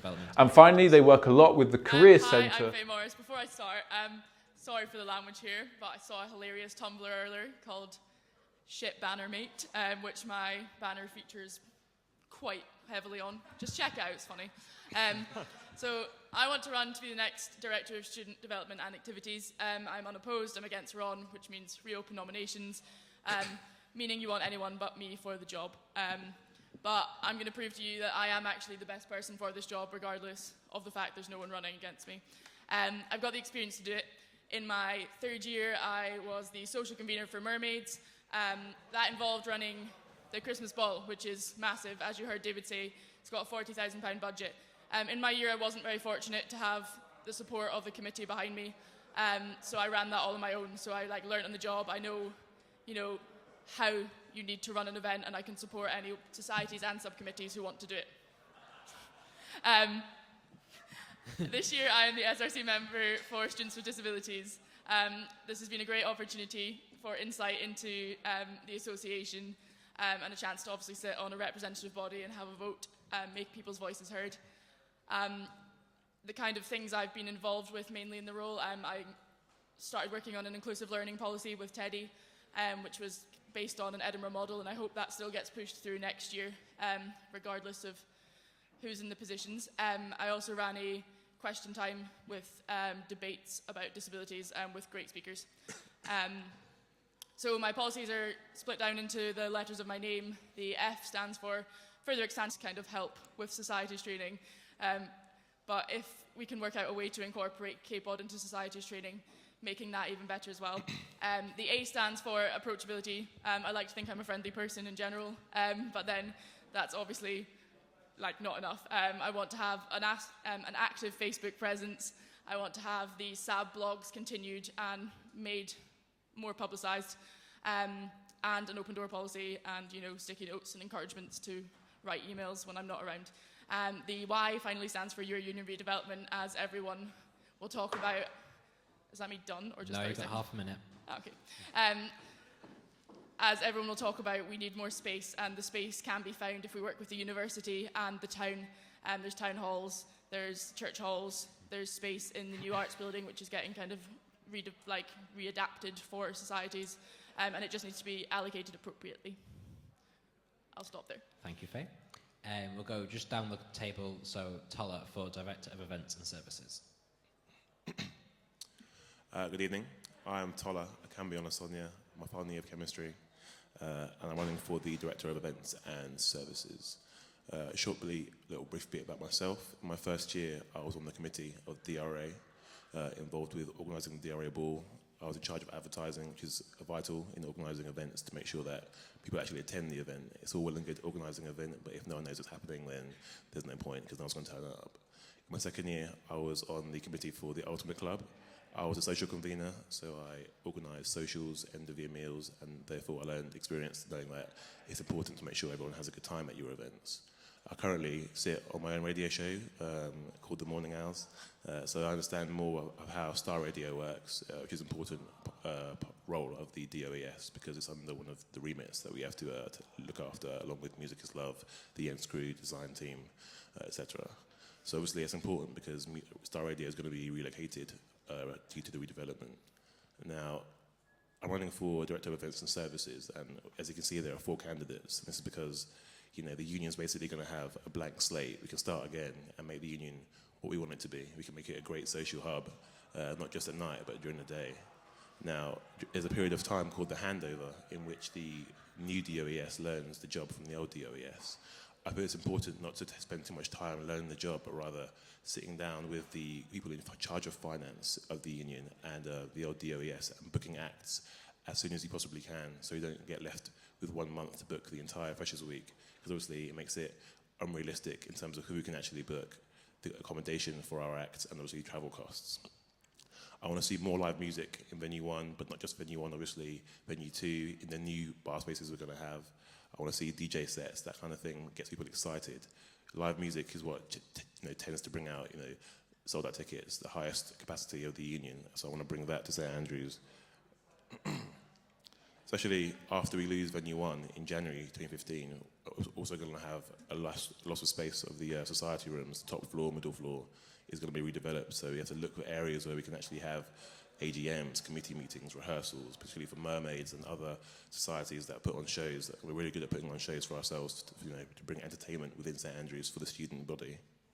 Now, it's obviously a big concern for the DOES and especially also the DoSDA to think about where we're going to have the SSC meetings and the SRC meetings, where they're going to go. And obviously there are areas in town, around the university where we can actually, relocate these meetings. For example, seminar rooms in the Gateway or in the Medic buildings. But obviously we're going to lose a lot of space in terms of venues for putting on events. Now, this afternoon actually, I spoke with the manager of the Vic, and obviously it's a rival company in the town, but when we lose venue 1, I'm actually out of time, so I have to stop now. But basically, the Vic offered us the space for second semester. Lewis? Hi guys, I'm Lewis. I'm running for Director of Events and Services. Thank you all for remaining here, despite great swathes of the presidential candidates leaving. Eventful, that's what I want to make the year to be. I'm just about to chuck my pen away. I believe I'm the only candidate that has the plans, the ideas, and the experience to pull this off. So what do we want? We want bigger and better acts in our union. The way to do this is to collaborate with other universities and independent event organisers to create a kind of tour date list that we can then present to big name acts as agents. So we can say, in Monday you'll be in Edinburgh, Tuesday you'll be in Glasgow, Wednesday you'll be in St Andrews, Thursday you'll be in Dundee, etc., etc. Therefore, we can lower the price of bringing these acts and increase the likelihood that they're going to be coming. Collaboration is also important with university societies and sports clubs and the AU. The best attended nights that we've been having lately in the union have been those which have been in combination with these societies.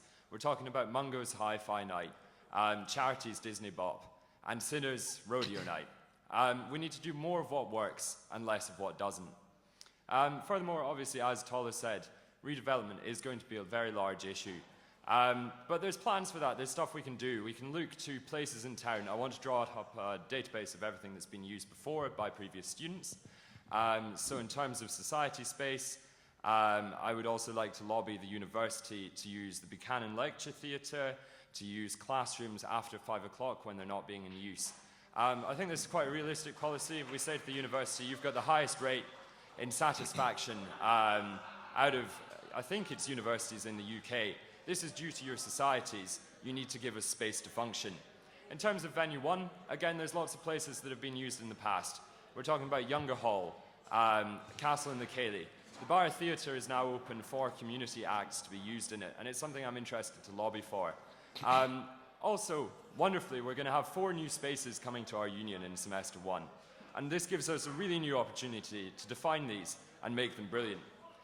If any of you have been to Dundee Union, you know that one of the wonderful things about it, what makes it really work, is that it's got 5 floors with very different feels on each of them, so that you can spend a very long period of time going about these with different feels, so that there's a wide variety of things going on. And that's something I'd like to see here in our union. In terms of experience, I've put on a number of shows directing.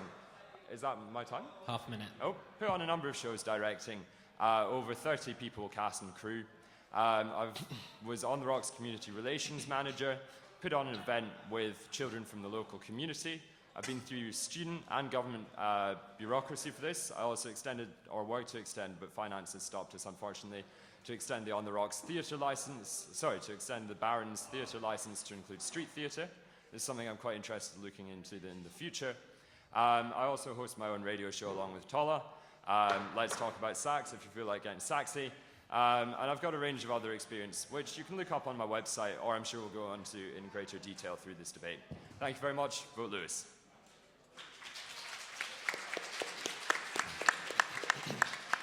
Next to speak, once everyone's taken a seat, is Campbell.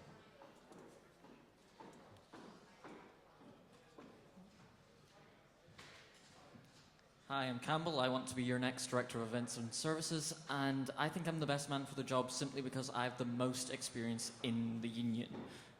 Since the Friday of my first week here 4 years ago, this venue has been my second home. I've vlogged over 1,000 hours in it. I've done every single type of event that can be done in here. I've done it. Whether that's bops, whether that's even like fashion shows, whether it's Rag Week, I've done it all. I know what works and I know what doesn't. As a member of the ENTS crew, I also know how the union works behind the scenes. So I can hit the ground running when and if you let me take office next year.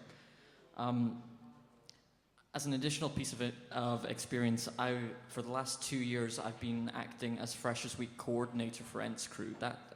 This is a liaison position between the DOES of the day and the ENTS crew to make sure that everyone to make sure that acts have their to make sure that acts have their riders fulfilled, to make sure that the events are varied, to make sure that we have as good a Freshers' Week as we can. And those two happen to be the most successful on record, by the way. I agree with Lewis that we should link up with other unis, and I have practical experience of that. I worked on the Goldfish and the Alt-J collaborations with Dundee Union the year before this one. They did one gig in Dundee Union, and then they did a gig here, splitting the costs, spreading the risk. But I don't just want our Freshers' Week events to be amazing. I want the quality of events to be amazing all the way through. I want to bring back our 72-hour drinks deals. I want to bring back thematic drinks deals. So, for example, for Bon Bop, we had cocktail deals. I think that's a great idea, and it really allows us to advertise our events and make much better than they have been recently. I want to continue Dan's policy of rotating Saturday nights with a couple tweaks. I'd make Rewind fortnightly instead of monthly, because it's proven itself. I'd also like to improve how we advertise in the union. I want to get our events out on social media to get more people in, and I want to stress that I want to get people into the union. Whilst all the other candidates are going to say that we're going to need to look for other spaces, we are, but we need to prioritize union space because it is a lot cheaper for us, and we'll be able to put on a lot more with what we have. We need to maximize the efficiency of what we have in this building. Thank you for listening to me.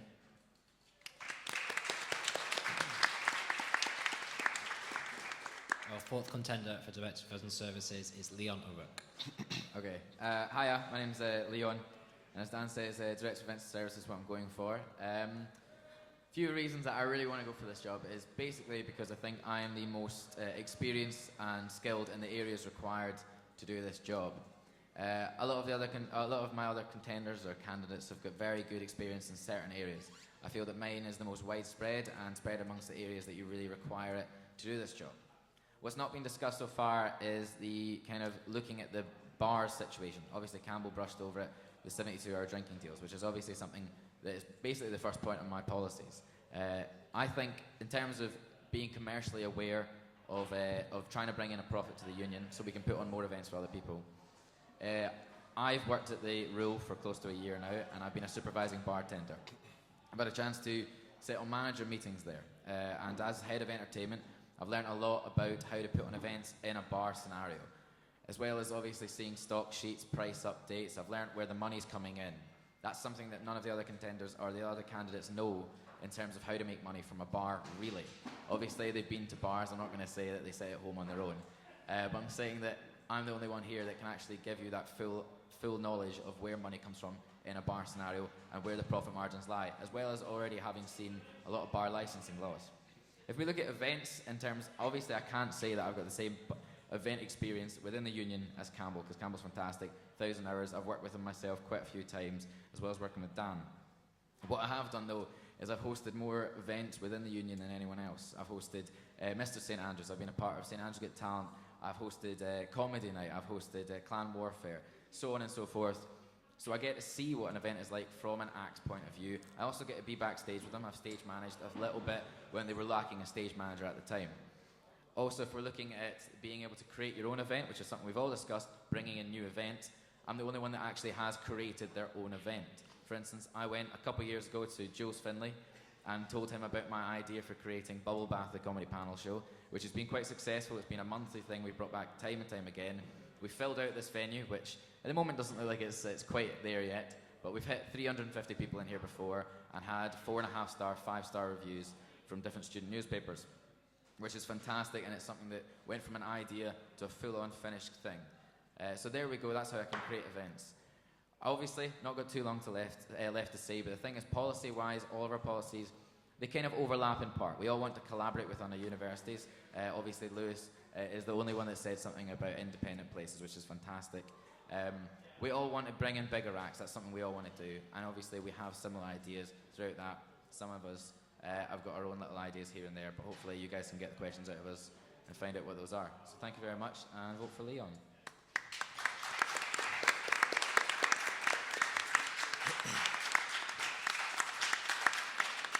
Someone's already got their hand up at the back, so we'll go with that.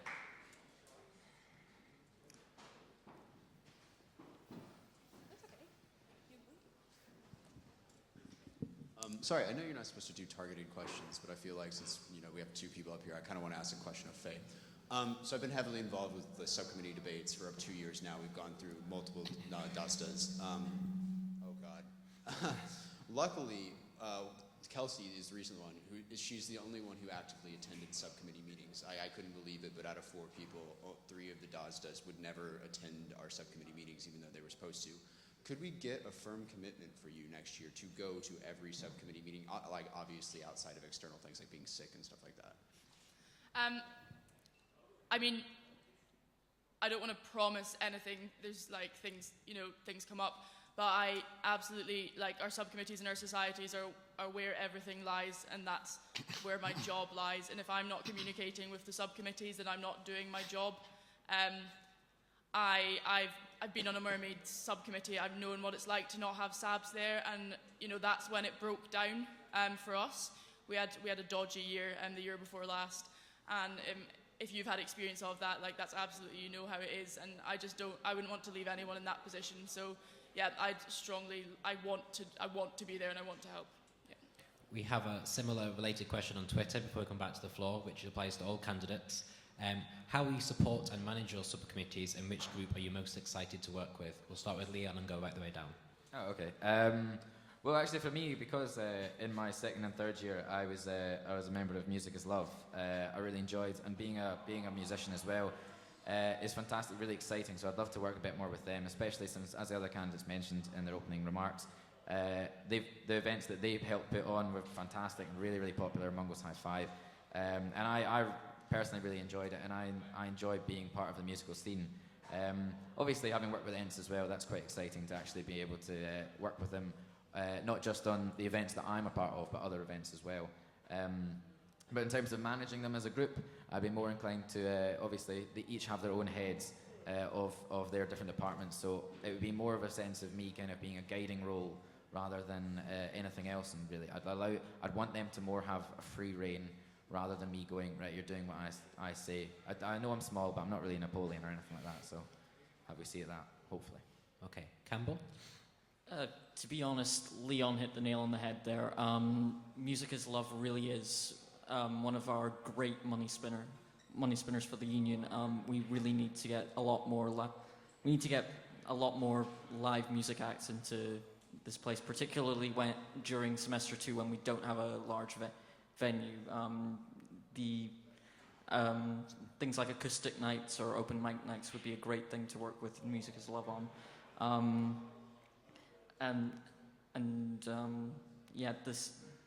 The same about deferring to the relevant heads of those subcommittees. I mean, we are meant to oversee, we're meant to keep them all on message, but we aren't meant to, dictate exactly what you are doing at every single point. Working with the ENTS for so long, I know what it's like to liaise with a lot of groups on a very regular basis because whether it's an event that comes from the DOES's lap or whether it's coming from a society, we need to work with them. So I've got a lot of experience there. Okay, Lewis? I think I'm going to have to be boring and go with Music is Love as well. I think they've got some wonderful stuff. As I said, Mungo's High Five, really interesting night. Also really excited to work with STAR. I think both of the STAR candidates this year are pushing for more inclusion with video and other things apart from audio, which I think is a really interesting opportunity. Sorry, wait for 2 seconds. But yeah, charities as well, I think, great. We want to have a charitable union, try that as much as possible. in terms of helping people out, I'd like to meet up regularly with the heads of these different societies, chat out their problems, come up with some ideas, hopefully in an informal environment, so we can really get to the core of what people want to do. Tola? Yeah, well, in terms of management, I think what I'd first want to do is sit in on all the meetings of the ENTS crew, design team, Music is Love, charities, and observe what sort of structure they have in terms of how they do things. And then obviously I'd work with the heads of each of these subdivisions and talk with them and see what could be changed, how can they become more efficient, and see what help they need, what they don't already have. Obviously I wouldn't want to micromanage because I feel like each subdivision has been managed very well up to this point, so I wouldn't want to sort of, too many chefs ruins the broth. I feel like taking a step back and only helping when is necessary or when they need help is the best way of managing these sort of roles as the DOEs.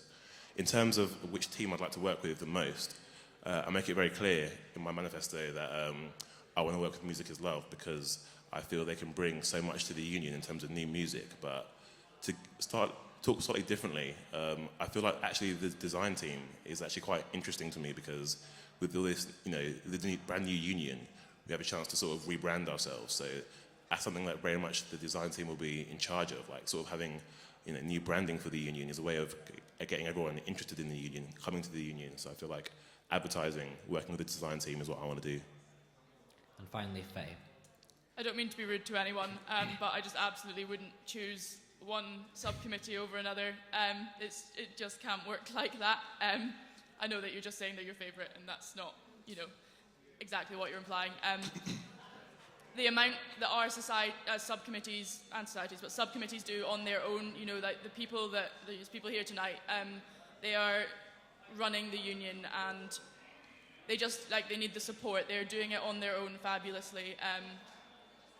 Just being there, making sure that communication is always going so that there's no kind of confusion about anything, just always in communication with absolutely everyone, no one instead of no one more unless on a needs basis, but everyone needs that support. Excellent. Okay, next question. Where is Kelsey? We'll go with someone at the back, then we'll go with Jerome, and then Max.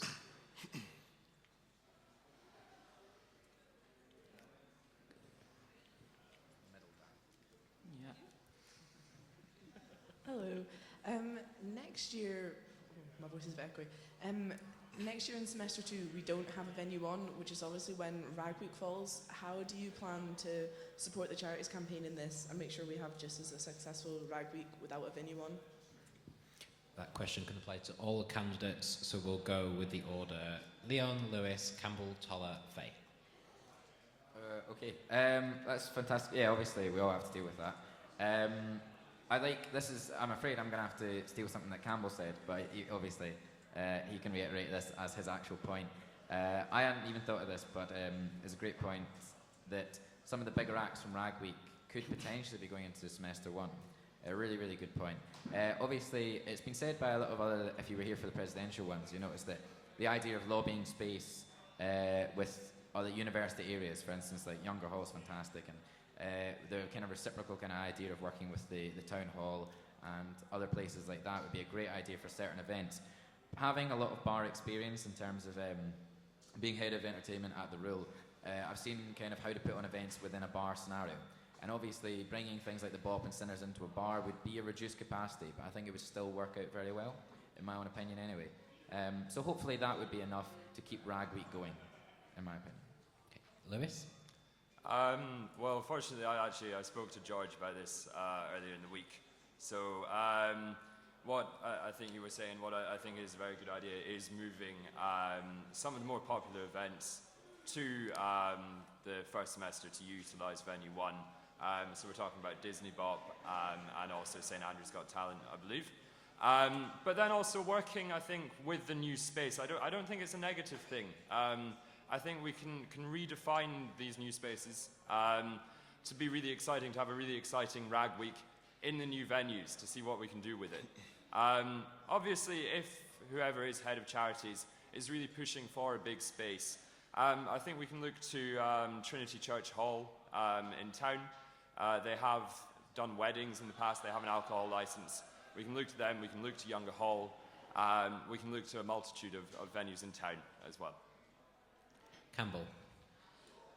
Well, I'm really glad that the other candidates seem to agree with my proposal to move a lot of the events to semester one. I definitely want to keep Rag Week, to make sure that Rag Week keeps its identity as a semester two thing. I want to and also make sure that any events that we do move are heavily branded so that people know that this is just a problem with the, not a problem, but a result of redevelopment.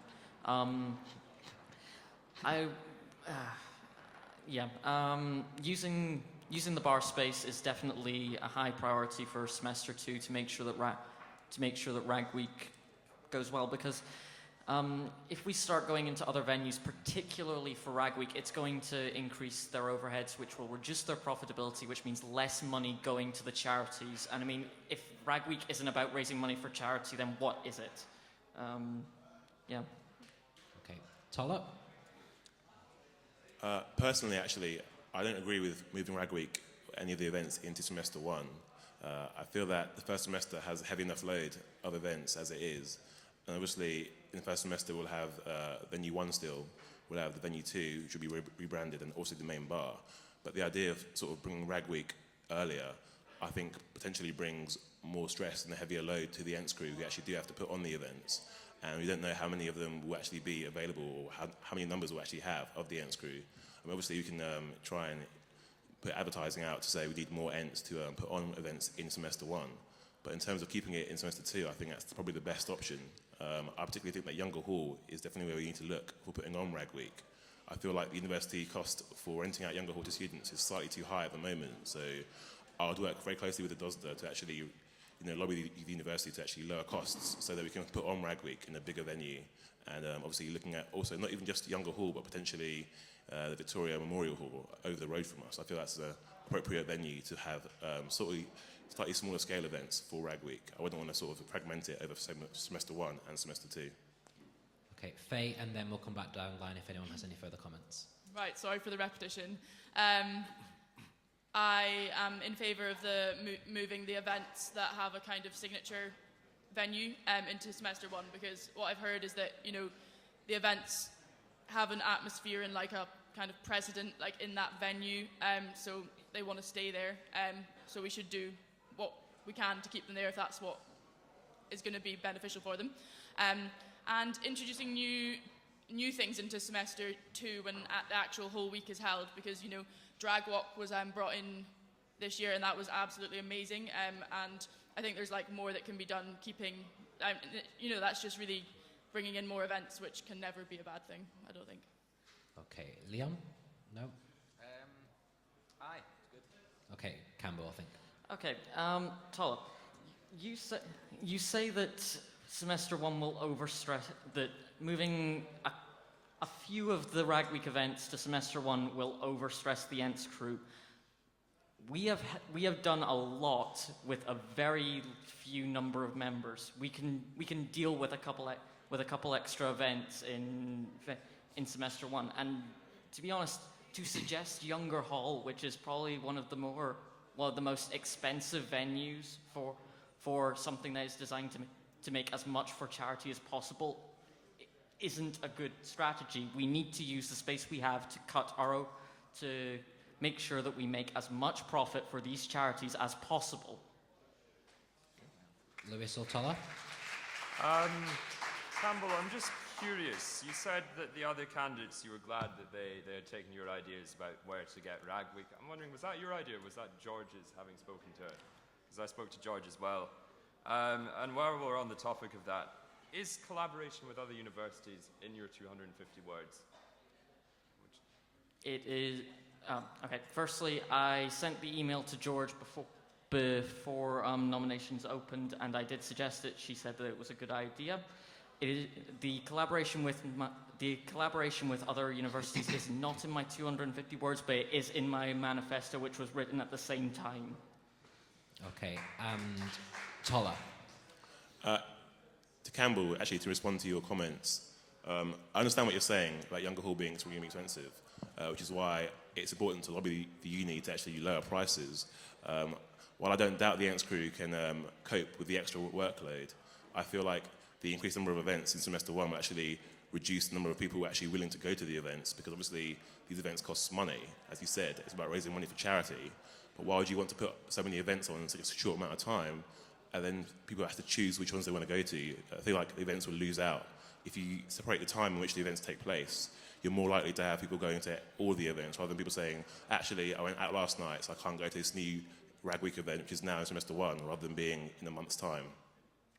Any further comments on DRS candidates? Just on like the idea, I know it's like obviously we're trying not to put too many events in semester one, as you're trying to say, but talking to Campbell and the other members of the ENTS crew, see that those 2 weeks, refreshers and then Rag Week, that's their 2 busiest weeks. You're looking at, you know, like all the events of refreshers as well as all the events of Rag Week, sometimes 2 events in the one day, and they're having to do that as well as the university work. So moving some of them to first semester isn't going to be too bad a thing, in the sense that you're still doing the same number of events over the year space. And in semester one, there's not that many events really. When you look at, it's just Freshers Week, and then we don't have any other big things that are really union responsible, other than Sinners, other than the Bob, that kind of thing. So I don't think it's too much of an ask to move it maybe into like towards the end of first semester, without it seeming like we're making semester event heavy. Don't know if that's an idea. Yep, you can. I mean, yeah, I think that's a fair point. But I mean, again, I would stress that we're going to have basically an almost brand new union, and I wouldn't say that we want to have, you know, sort of the same number of events. Possibly, I'd think of having more events. I think, like, obviously, I don't want to say like, oh, we're going to have loads of events because we have a new union, but with a new bar space with so many, you know, possibilities. Obviously, you have Sandy's, the traditional pub space, and we're going to have the Sky Bar as well. Like, I think there's a potential to have actually more events in semester one than we had previously, because we have basically a brand new union. Okay, we'll end that topic there. Jerome was next with the question.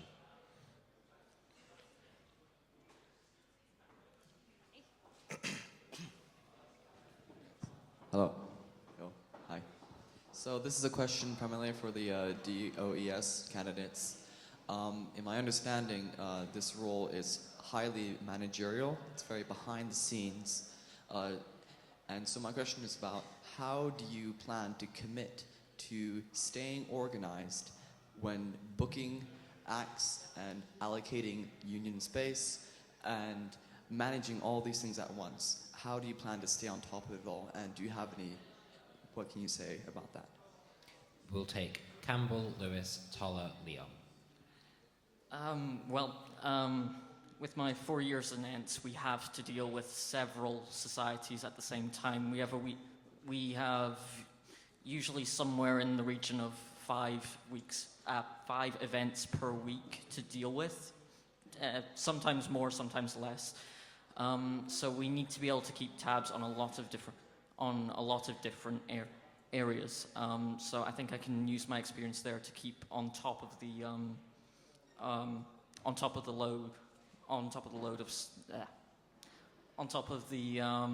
workload that is going to be generated by the challenges of redevelopment. Myself? Yep. On the rocks as well, dealt with a whole load of societies. You really have to stay on it when you're contacting lots of them, speaking to lots of them about putting on events. Similarly, as a director, I've dealt with multiple people in multiple spaces. So the way I deal with it, I put everything on my phone. I send myself little reminders. It comes up. It's fairly organized. Yeah. Toller. Well, I'll say that much of what you learn as the DOES comes from the period of handover. You learn a lot from the person who had the job before you, and in that way, you know, you sort of figure out how they dealt with all the, you know, the time constraints, how they kept themselves organized. And, you know, if I was elected, I'd obviously spend a lot of time with Dan learning the job and, you know, how to do it. I feel like that's the most important time period in which you need to sort of figure out how you're going to organize yourself. I feel like, you know, I'm saying that I don't want to spend too much time learning the job, which I said in my manifesto, but it's because you need to have the time to actually book the acts in the first place. You don't want to leave yourself with too much to do. So it's about, basically I'm saying it's about spacing out your time, you know, constructively, and just allocating which events and what sort of duties are most important, and just prioritizing what you need to do day to day. And Leon. Well, in terms of, you mentioned booking acts and being in control of things like that. In my second year, so 4 years ago, I was one of the senior students of DRA, and so I spent, in that time I had obviously a hall budget, and I also had, we actually put on the DRA ball, which had in excess of 1,800 people there. And in doing that, I had to book buses, the act, the bands that were playing as well as DJs as such as that. Organise the organisers, the heating, marquees, things, quite a variety of things really that adds into going to a ball. If you're looking for a kind of the more managerial thing, obviously being part of being in a manager meetings, being a bar supervisor, I tend to learn things, and when I'm doing that kind of thing. So you're going to see how to deal with different members of staff and so on like that. So in terms of the experience, as a kind of managerial side, administrative side, I'd like to think I've got the right things there. Okay, next we have a question from Maxwell. Question, can I ask a two-part question on the same topic? Go on. Okay, so a two-part question premised on the idea that between you, depending on how you want to define it, you line manage 11 to 13 SSC subcommittees.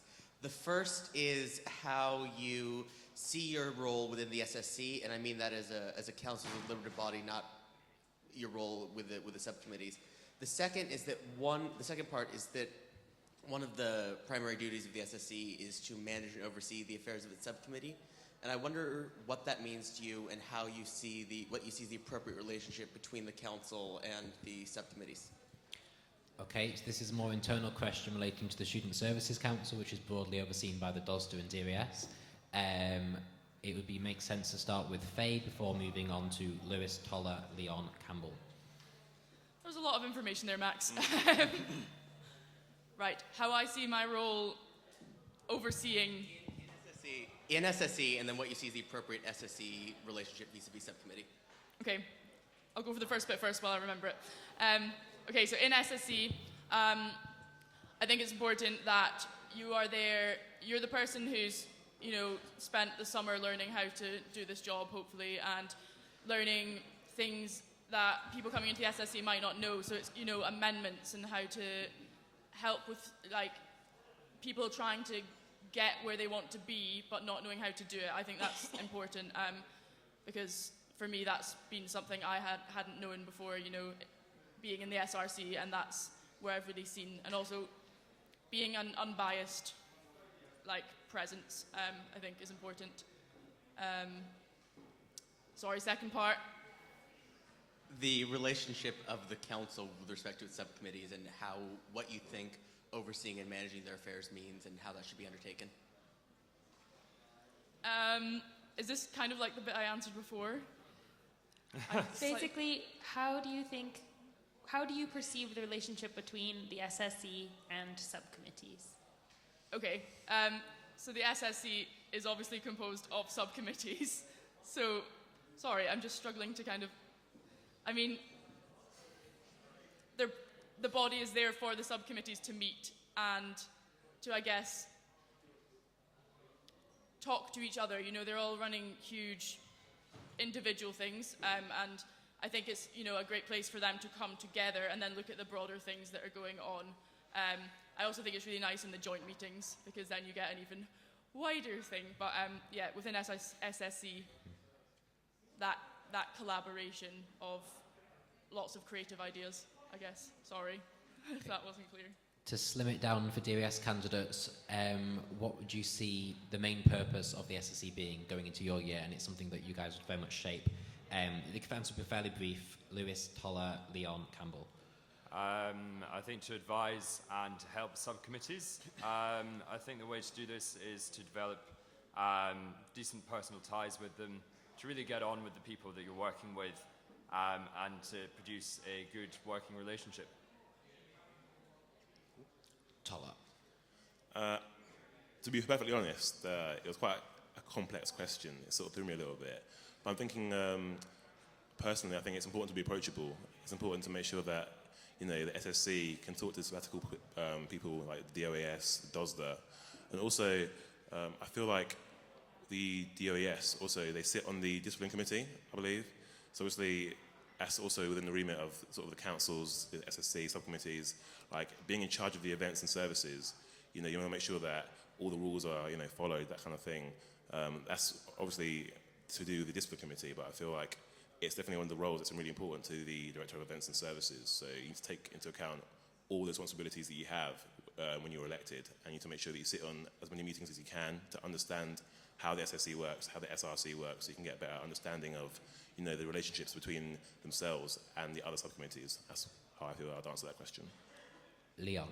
Is it too brief for me to go ditto to Lewis? No. No, that's fine. We're running behind. That's good. Ditto to Lewis. On you go. Well done. And Campbell.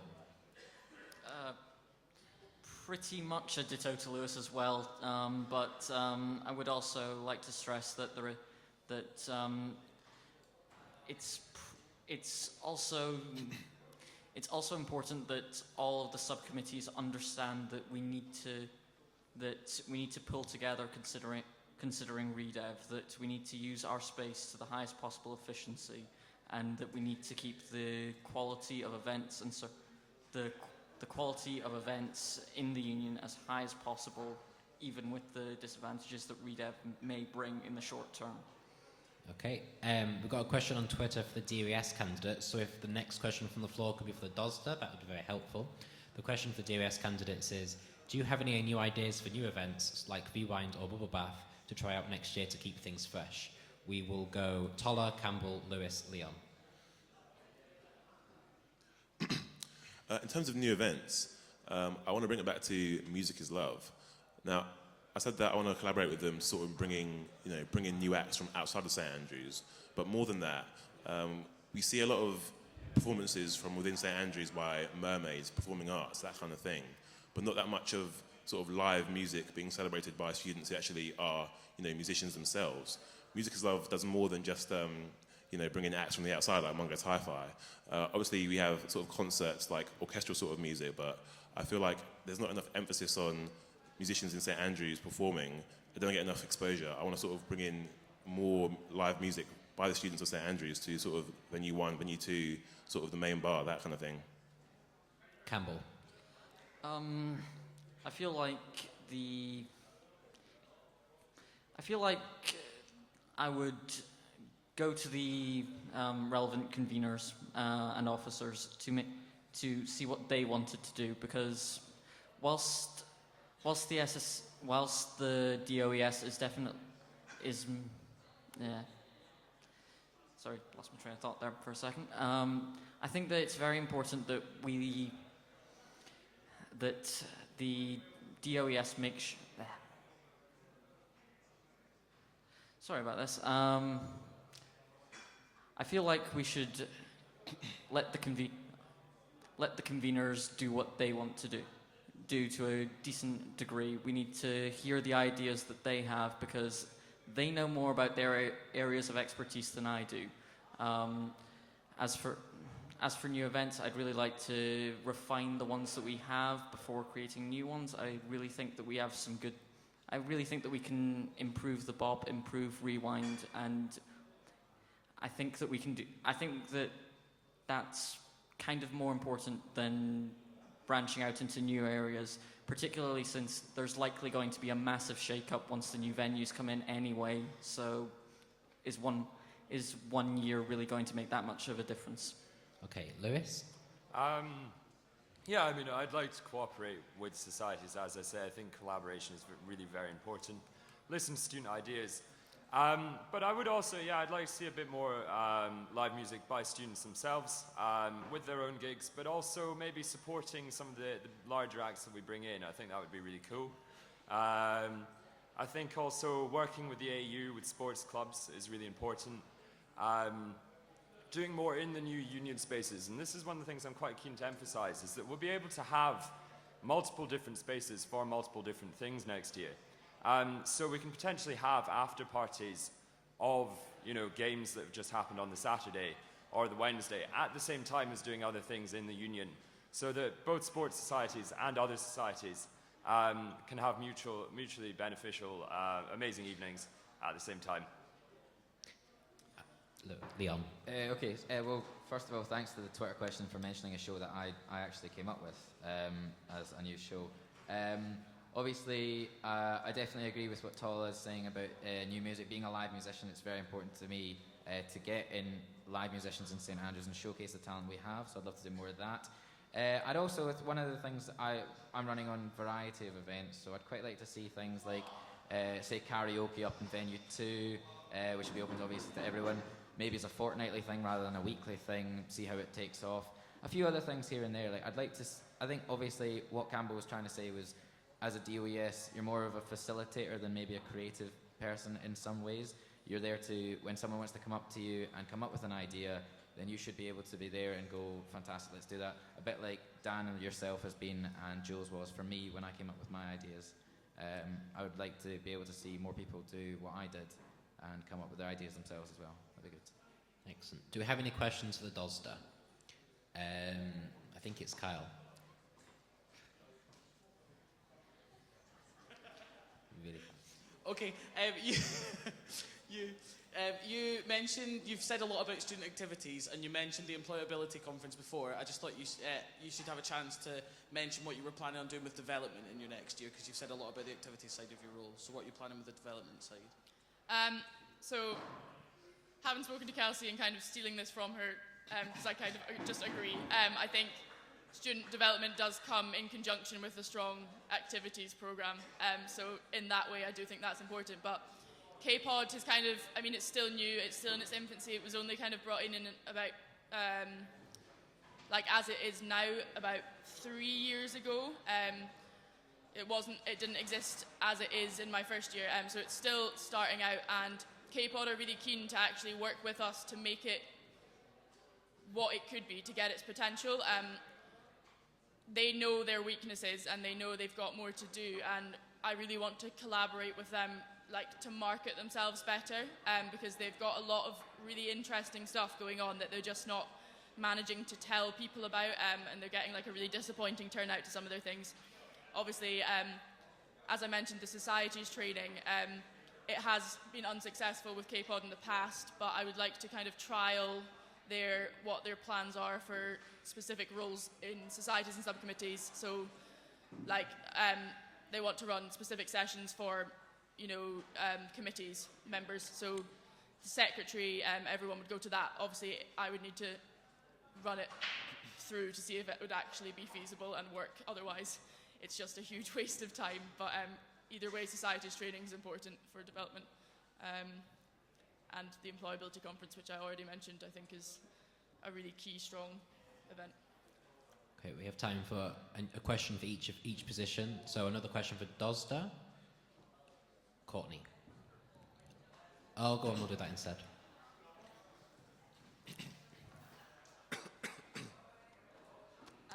Right, I have one question for DoSDA, one for DOES. So for the DoSDA, some of the heaviest involvement that you will have will be on the Societies Committee, and the Societies Committee has made a lot of changes this year as far as like deregulating and whatnot. What would you think would be sort of the strongest policy to move forward, or that you would like to push through for societies next year?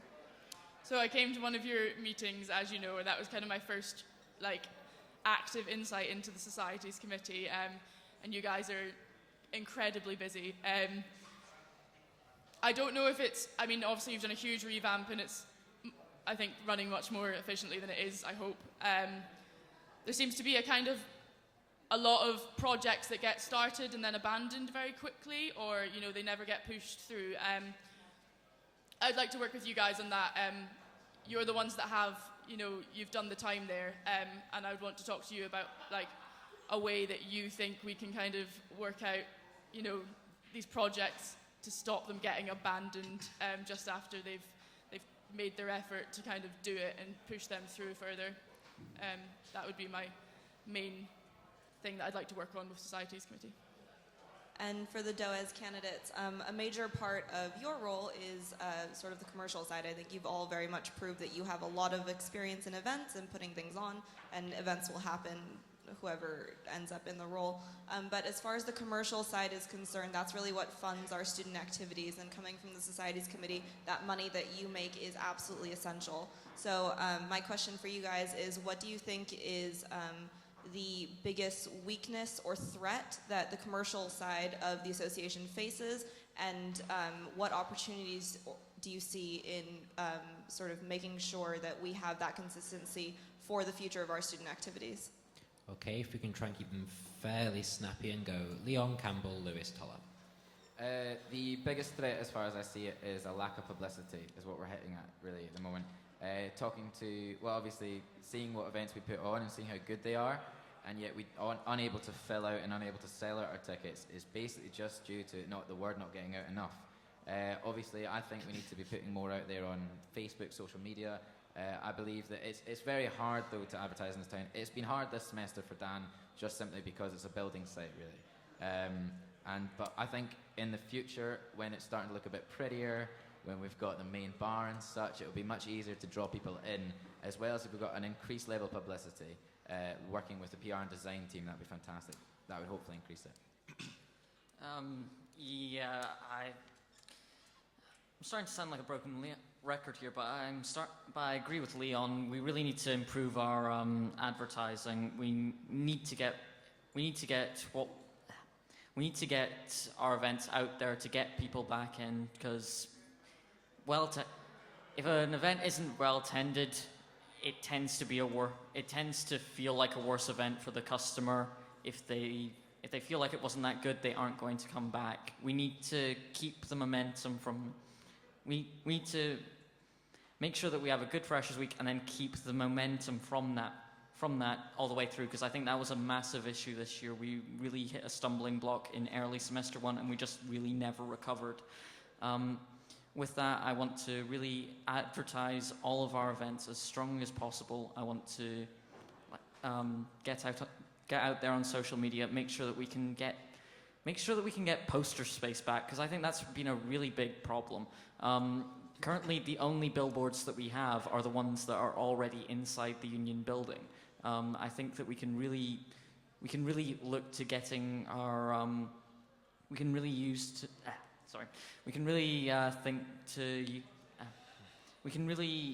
use the new space that we have to really advertise what is going on in our building and make sure that people come in, make sure that they enjoy themselves, and make sure that they spend money at our bars, because that is basically what the DOS's job is. It is to make the money so that all of the other officers can spend it on the excellent things that we do. Lewis. I think that the reputation is potentially the most damaging. Advertising ties into it, it's a part of it. We do need to do what these guys were saying, we need to get the word out. But also part of that is putting on good events, making the Union a place that people want to go to. So, I mean, for instance, just really making sure that the redevelopment is an exciting time for everyone, that the events and acts that we bring into the Union are the events and acts that people want to see, and that we're doing what students want. Toller. Yeah, I mean, there really isn't much more to say. I mean, I agree with my guys on my right-hand side here. It's about, having the knowledge that things are going on. It's about advertising, but also image. Like, at the moment, the Union has a sort of image, reputation that, it isn't the best place to be on a Friday night, Saturday night. So it's definitely about, we're going to have sort of, like I was saying, a blank slate. We need to work with the design team to make sure that we lose this idea that the Union isn't cool. We need to make sure that, especially for people coming in as first years, that they think of the Union as the place to be, every weekend, every Thursday night. If you've got deadlines the next day, go out, have a few drinks with your mates. Like, it's really important to sort of change the image of the Union. So working with the design team and, actually advertising that the Union is brand new. That's what we need to do to make sure that we have as much, having everyone attend the events, as many people as possible, basically. Okay, that's all we've got time for on questions. We are running slightly behind, so if you can all do a closing statement of just 2 sentences down. We'll start with Faye and finish with Leon about why people should vote for you. I'd like to think I'm the best candidate. Obviously, I'm against Ron. What I'd really just like is for people to vote. That's what's important. If you've seen my video, I'm just going to do a snippet from it.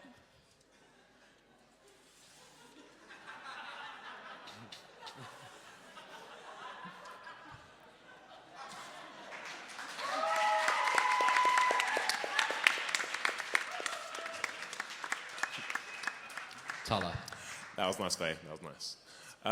Yeah, obviously, there are 4 strong candidates for DOES, so I really implore you to take the time to read our manifestos, to understand the issues, and scrutinise what's good about us, what's bad about us before you make a decision.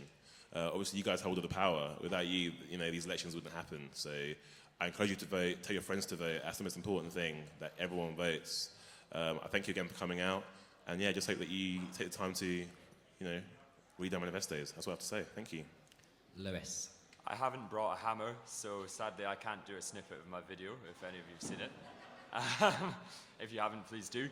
But no, I think I'm the candidate that has the best ideas, the plan of how to make things work, and the good experience to pull it off. But I would encourage you all to vote, and I want to say a big thank you to these guys as well. Cheers. Campbell. I really want to say that considering redev is going to be such a pivotal time for us, that we need to have a person in the DOES position that has the most practical experience of the union. We need to use the space we have to the highest possible efficiency, and I am that candidate with 1,000 hours experience in this building. Thank you very much. I hope you vote for me. And finally, Leon. Well, we've all had fun today, haven't we? Okay, well, you should vote for me because I have the widest range of experience. I've proven to be a creator of events, as well as having a commercially aware kind of look on things as well. So there's really, in my opinion, only one choice. Thanks very much.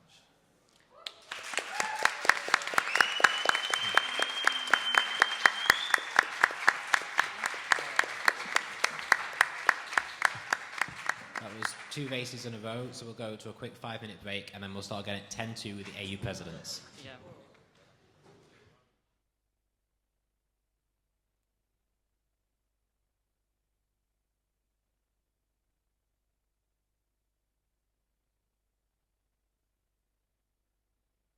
The Director of Student Development and Activities is involved with all the activities you can do through the Students' Association.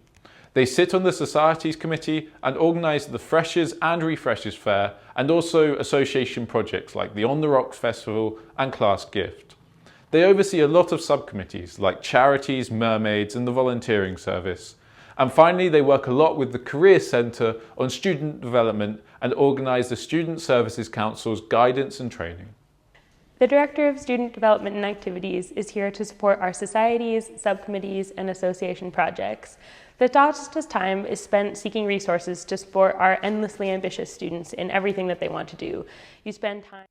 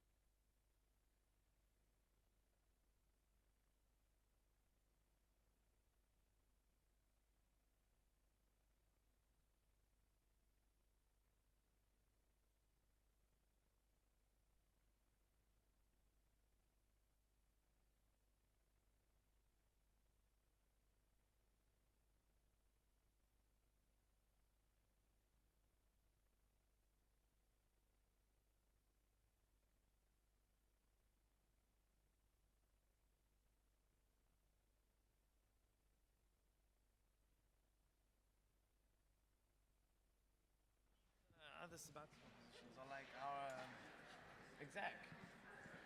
It's exactly the same thing. That's why we started. Okay, we'll make a start because we are running behind because of just various delays. This is the race for the Athletic Union president, and we're going to start with the speeches and try and get a move on with this because voting opens in 9 minutes. So each candidate has 3 minutes to speak. I'll give one knock after 2.5 minutes. We'll start with Jeremy. Are we all set? Yeah, we're all set.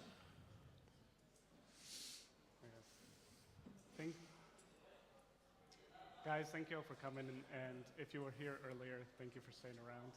I know it's a long night. For those of you on Star Radio, thank you for listening in. I'm Jeremy Hips, the current president of the Badminton Club, and if you haven't heard me yet, my slogan is #HipsDon'tLie. It is truly my dream to be Athletic Union president. If you haven't seen yet, I have my manifesto online, and I have 3 policies: accessibility, communication, and development.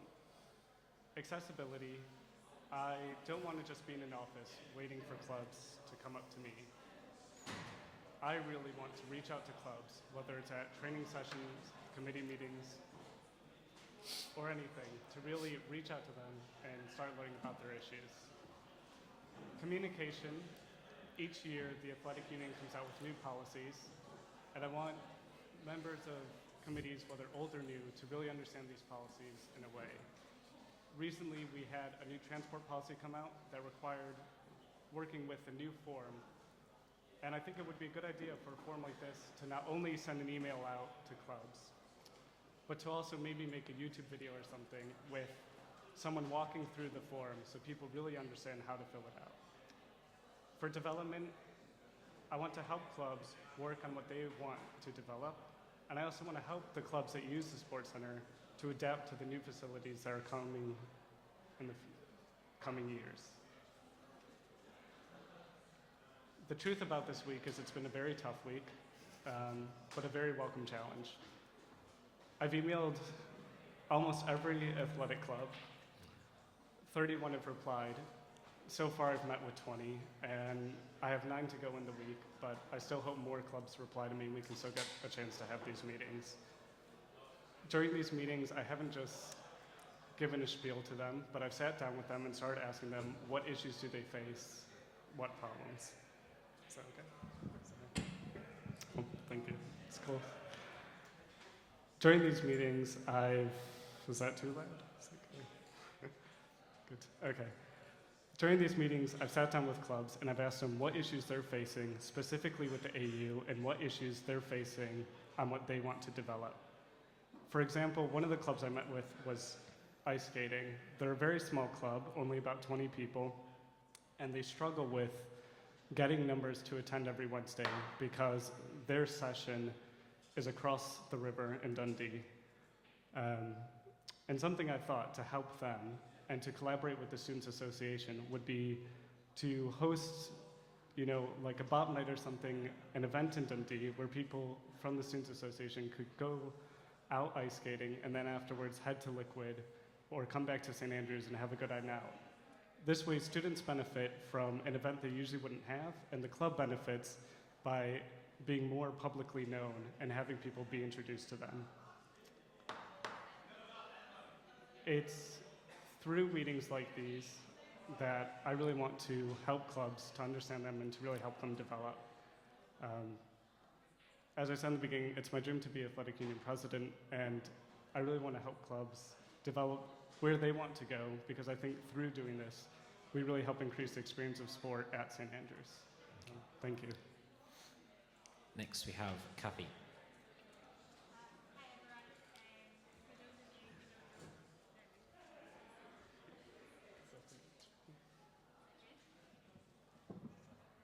Hello? Okay, sorry about that, guys. For those of you who don't know, I'm Kathy Pendrich, and I'd like to be the Athletic Union president. I've been involved in various sports in my time here in St. Andrews, most actively involved in the triathlon club, and I can say that without doubt it's been the highlight of my time here in St. Andrews. So I really want to be the Athletic Union president to have the opportunity to give back to the AU, but also to work towards ensuring that every single student can say the same thing about their sporting experience. So basically the things I want to do kind of fall under 3 headings: inclusivity, transparency, and accessibility. I'm really, really passionate about making sure all students have the opportunity to be involved in sport, regardless of their financial means or their ability or their experience. So the main thing that I want to do if I was elected as your athletic union president would be to establish what I'm calling an Equal Opportunities Fund.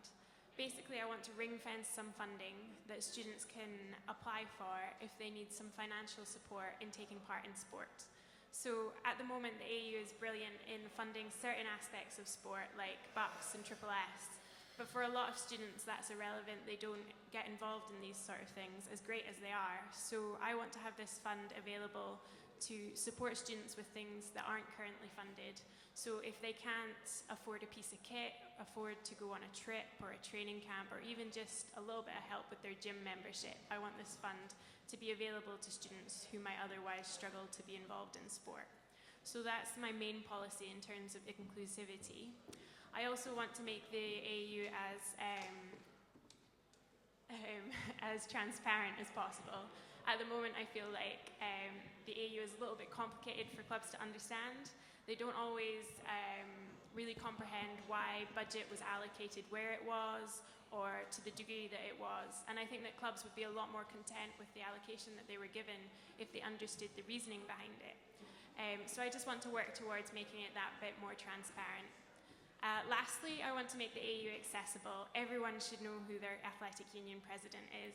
I want to hold open office hours, I want to blog regularly, and I pledge to go around all the halls and personally introduce myself to the freshers so that they can get involved in sport early and really feel comfortable taking part in the athletic union, which for some freshers can be a really intimidating experience. So that's a really brief outline of my policies. I'll just briefly talk about my experience.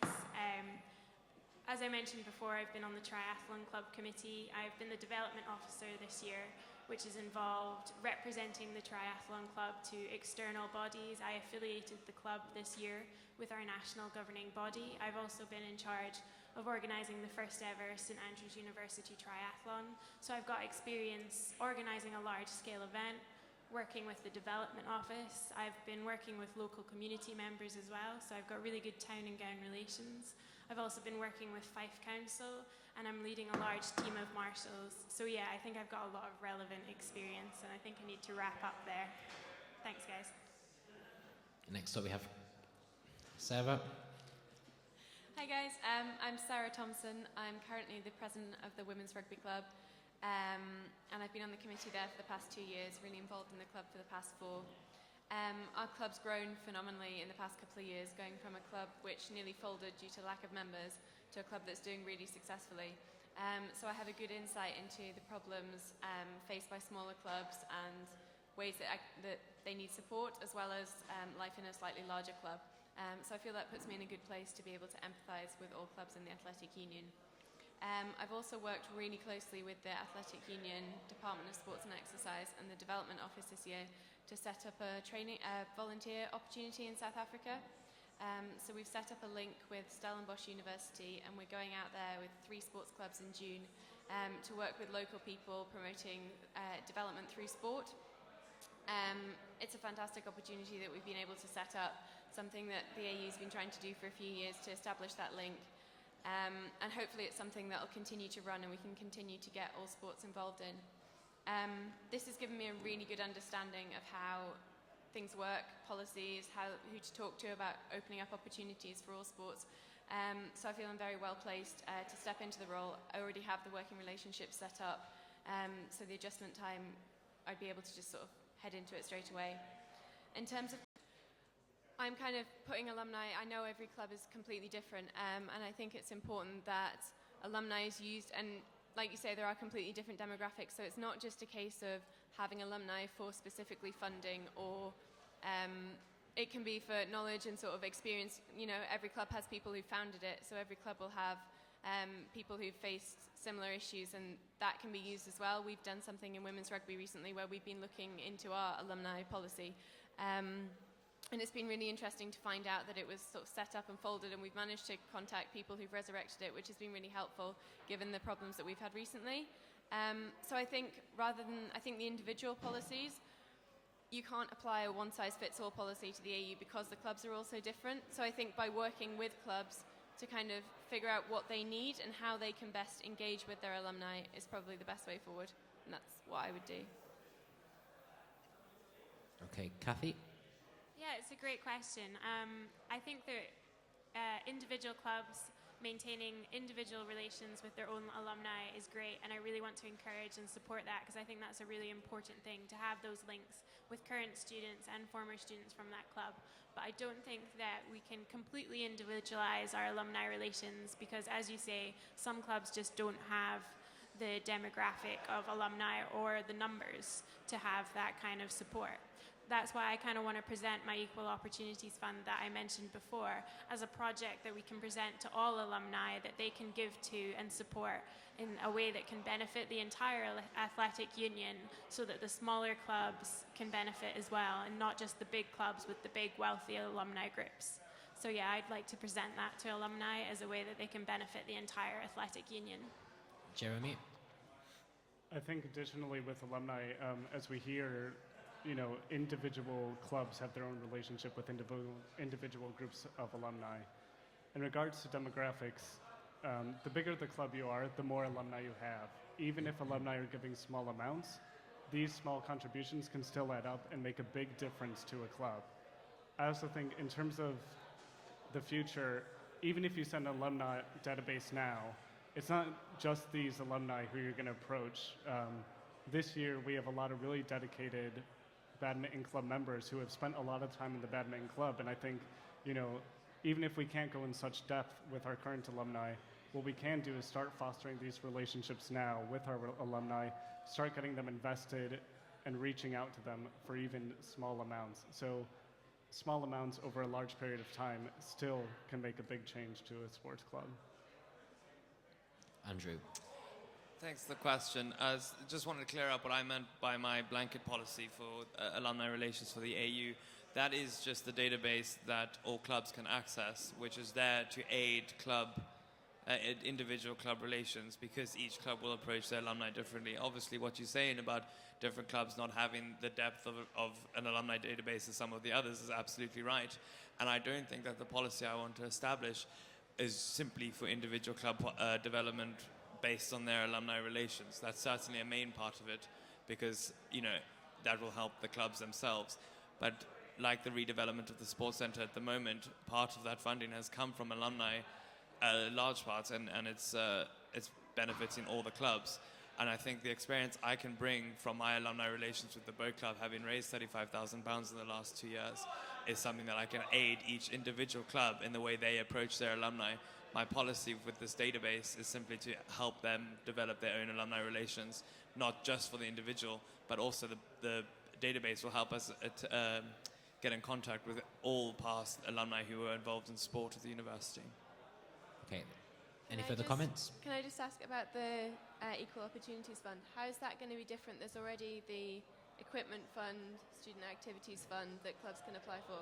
And even for clubs or individuals who are struggling with sort of financial aspects of the university, there's the discretionary fund that people can apply for. So how is your fund going to be different, and where's the funding going to come from that makes it different? So the fund is going to be specifically, unlike the equipment fund, it's going to be specifically for students who are wanting to take part in aspects of sport that aren't covered by things that are. So if a student was in financial need and they wanted to go on a particular trip, but they just need a little bit of support, there's no current provision for those students. There's a little bit of help in the fund that you mentioned, but I think this would be more widespread. And sorry, what was the second aspect of the question? No, I was just saying, there's like the discretionary fund. So if there is somebody who is having problems with paying for just, like you say, going on trips and like everyday kind of aspects of sport, that's something that already exists in the university. Yeah, I mean, this would be specifically for these sporting needs, and it would be much more accessible to St. Sports students rather than that specific one. And as I say, like the equipment fund is not there for students who really need the financial backing that this would give. and it would be specifically to help students who are really interested in sport, but at the moment just can't afford to take part in a certain aspect of it. Okay, our next question is from Twitter, which is, how will candidates support social players who don't want to necessarily compete? We'll go Kathy, Jeremy, Andrew, Sarah. That's something that I feel really strongly about. I mean, as I mentioned before, in terms of the Equal Opportunities Fund, it's funding the aspects of sport that aren't currently funded by AU policies like paying for bucks and SSS, because as they are great, they don't apply to a lot of students. So I feel like by providing things like my fund, I'm supporting students who don't necessarily want to compete at a high level. I'm really passionate that everyone should have the opportunity to be involved in sport, and that's the way that compete, or if they just want to play the casual bit of badminton or football or whatever. Yeah, Jeremy? I think one way to start approaching this social member thing is, one of the things that is very common where I come from in the United States but isn't present currently in St. Andrews is the idea of intramural sport. We have a lot of unofficial sports that don't necessarily go out to universities that compete, but sort of like our hall sport here, where sports, where different groups form sports and they play against each other within St. Andrews, so they don't have to go travel far, they don't have to go outside, and the time commitment's a lot less. I think something else is we already have recreational sport. The Badminton Club on Tuesday nights has a recreational session that's no commitment beyond then. And so I think something that needs to happen is these need to be publicized more. The last thing is, when we're going to have a redeveloped union space and not all this space is occupied 100% during the daytime, something we can do is we could bring yoga to the union somewhere that just needs floor space or something to get more students involved and open it up to more people. Andrew. It's been a question that we've all faced quite a few times during the week. I think that the move this year, especially towards a more performance-oriented AU, is not necessarily a bad one. I think the more funding we're going to get from the university is going to come from higher achievements and performances. However, I also think that fostering the recreational side of sports, not just sports that are only recreational, but sports clubs that would like to host competitors or members that are both very competitive and also only recreational is very important. And the only way this is going to happen is through funding. So what I'd firstly like to see is the funding that we do have spread more equally across sports, not necessarily putting competition on the back burner, because ultimately I think that a lot of sports are here to compete and do well. I think also that strong advocacy to the university is needed for more funding to sports. Is another thing that the alumni relations can play a big part in. The more funding we get, the more able we are to foster recreational sport as well as competitive. And then also my policy of widening access, I think, will deal with this situation of getting more people involved in sport just on a purely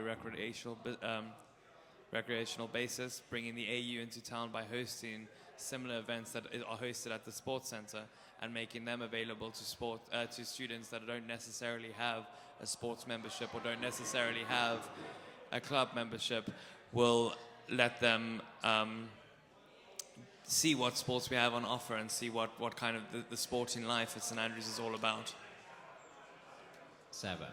Okay, I think it's key that we support all aspects of student sport. I don't necessarily agree that the move towards performance sport is necessarily a good thing. I think for some sports, fantastic. If that's what the club wants to do, then we should support that. But I also think we should give everyone the opportunity to take part in sport, which is why I want to work really closely with the Students' Association, so that sport can be accessible to all, so that you don't have to be signed up to a club and committed to going down to 2 training sessions a week, plus circuits, plus S&C sessions, so that you can just do sport if you want to do it just for fun, socially. So I think supporting all student clubs so that they have their own policy, so that they're able to offer both performance sports if that's what they choose to do, and then offer social membership as well. I think that's a really key thing to do. Something we can really improve by working together with the Students' Association. Okay, any further comments? I just wanted to say that the performance orientation of the AU at the moment, I think the reason I think it's a good idea. The reason I think it's a good idea at the moment is because it's through performance in sports, it's through achieving in various sports that the university will give the AU more funding, and that funding can be used to foster and develop sports clubs so that they can host competitive and recreational members. But at the same time, you can't focus just on competitive sports over recreational sports, because there's such a huge variety among our sports club that you can't, if you just foster the performance sports, then the recreational sports won't have any funding and they'll be feeling left out, which breeds a big feeling of discontent. I'm not saying we should only focus on competitive sports. I just think that the university will be more willing to give us funding if we're achieving highly in a variety of sports. With that funding, we can distribute it to all sports clubs so that clubs can foster recreational sports. At the moment, recreational members rather. At the moment, some clubs, such as Boat Club, we can't really just have recreational members. We don't have the resources to get people onto the water and to train them for recreational purposes only.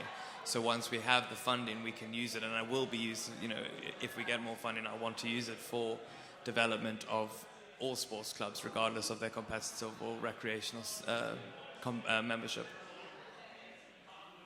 Okay, and again, sorry for the noise. It is fitting that there's a pool match on as part of the AU as the background. Are there any questions from the floor? Joe Tintello.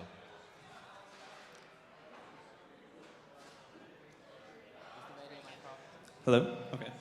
So one of the things that I've found from serving on club committees is that the training provided from the AU for AU club committees isn't really up to par, and most of the training that I found useful was the handover done by previous committee members. What would you do as AU president to improve the training that the AU provides to committees? We'll go Jeremy, Kathy, Sarah, Andrew. Yeah, this is something that has been expressed by a lot of clubs, is the fact that they feel very inadequately trained for the position that they're holding. I think one thing to do, and something that I've heard from multiple people this week, is that the Students Association has a lot more extensive training for their positions. I think it's really key that the athletic union, since they've only recently implemented these trainings, reach across to the union and look at how they structured their training to bring that back to the athletic union. I think also internally, something I'm working on with the badminton club and something a lot of clubs I think should work on are an internal, and I'll use the word for this, a club Bible, that committee members of the past really contribute their knowledge to the internal workings and pass it on to future committee members. Also, though I would never say it's mandatory for someone to do, I think in my earlier years I did the professional skill curriculum, and I found that to be helpful. Now, I know some people might not find it to be helpful, but to really encourage members of committee members to go out and take that open resource currently would be a very good idea. Kathy? Yeah, so Jeremy makes a really good point in terms of the fact that the union offer really top quality training to their society members, and I think that's something that we could definitely build on. That's a good point, Jeremy. But I also think it comes down to making the AU seem approachable and accessible, and I talk about this in my manifesto, that if students feel comfortable approaching the athletic union and saying that they don't understand their role or they don't feel comfortable doing it, I think we can work towards making our own training better. I think it comes down to having better communication. If the AU president and the AU exec understands where the club committee members feel the shortcomings are happening, then they can work towards improving their own training. Sarah? It's a good point. It's something that's been raised by clubs, as the others have said. But I've also spoken to clubs this week who thought that there was the club excellence meetings at the start of the semester, at the start of the year last year, when we all handed over committees with president's training, which was run by KPOD, who run the professional skills curriculum as well, which is actually part of the PSC.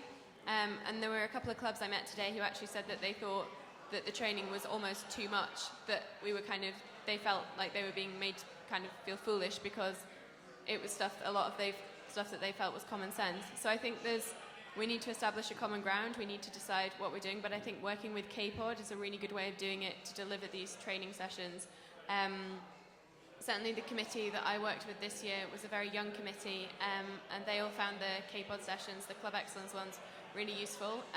So it's something that I would be keen to develop further.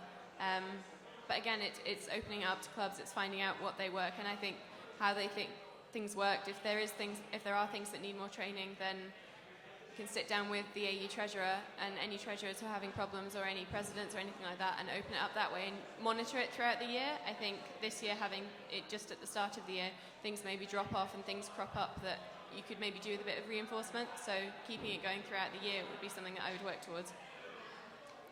Andrew? I agree with Sarah completely. I think that the club excellence programs we run at the end of this year for the new committees are excellent. I've benefited from them for all 3 years of being on the committee, and I know my committee this year has especially. I think there is room for improvement by involving K-Pod and the PSC program with those, to make sure that actually we're getting the best possible training for the club committees. Also, throughout, as Sarah said, continuing throughout the year and making sure that the clubs realize that the AU is there to help. If they have questions, if they have needs, they need to come to us and ask us, because we're actually there to help, especially the executive. If someone is having an issue with their budgets, or if someone's having an issue with their communications, come to, this year has been Max, or come to Lexi, and that can be very helpful. But also at the same time, it's down to the club committees to make use of the resources available. I think the AU does a good job of making these resources available to club committees, but I've found that often they're not that well attended, so it's also down to the individual committees to make sure that they make use of the resources that we make available to them. Okay. Any final questions from the floor? We have time for one more. The girl at the very back corner.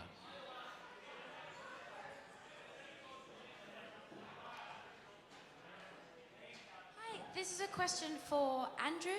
It's about the Fine Food and Dining point that you mentioned. I'm Vice President of the Fine Food and Dining Society, and I don't know whether people know, but we already do stuff with Wellness Week that for the past 2 years we've been doing recipe videos and stuff, and I was just wondering if you could explain your ideas more and how they differ from what we already do with the AU. Well, so I was speaking to Emma Zeiler, who used to row, and what I was thinking and what we were discussing, and she said she'd bring it to the committee, was things like healthy food programs for athletes to, think about balancing a diet with their lifestyle. Also classes on nutritional snacks, like high protein snacks, some snacks that are low in sugar, low in salt for post-workout, so that they can make it for a week or so, and have it for as soon as they finish a session, have that snack to eat. It will get people involved from the association who are not necessarily involved in sports already, people who are interested in cooking, people who are interested in fine food and dining, and that they can see that, a healthy lifestyle is not just eating right, it's also involving the different sports clubs. It also is a way for members of the association, members of the different societies, to make sure they know exactly what kind of sports we have on offer. Just talking to friends of mine after I've spoken to some of the clubs, hardly anyone is aware that we have a gymnastics club or a trampoline club. So just making sure that everyone's aware through collaborative events. Myself, I studied at Cordon Bleu in the summer in London, so as you can tell, I quite like butter in my food. So these healthy programs are probably going to be something I'll get involved in as well. But just to make sure that people know that can balance the lifestyle, and it's something we can build on with the Revitalize Week that's coming up in a couple of weeks' time. Do any of the candidates have anything to add on that question? Okay, that was a question for just one candidate. Is there any final quick question for all the candidates left in the group? Orange t-shirt. Hello. Some of you have all spoken about the obvious importance of working more closely with various other sports clubs.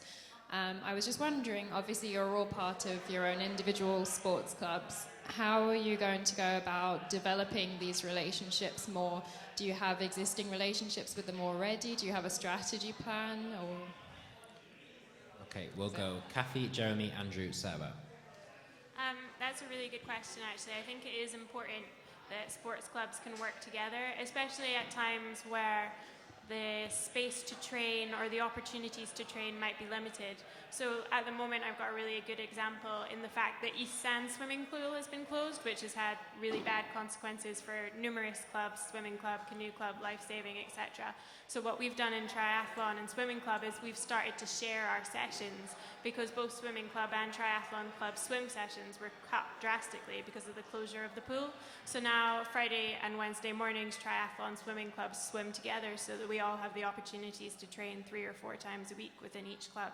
So things like that I think can be really helpful, and these sort of opportunities might arise during the redevelopment. If, say, a certain hall or location was closed, I'd like to see clubs work together to maybe share their sessions where it's applicable. If they can do circuits together and save space or room time, that would be the sort of great opportunity that we could get clubs working together in that respect.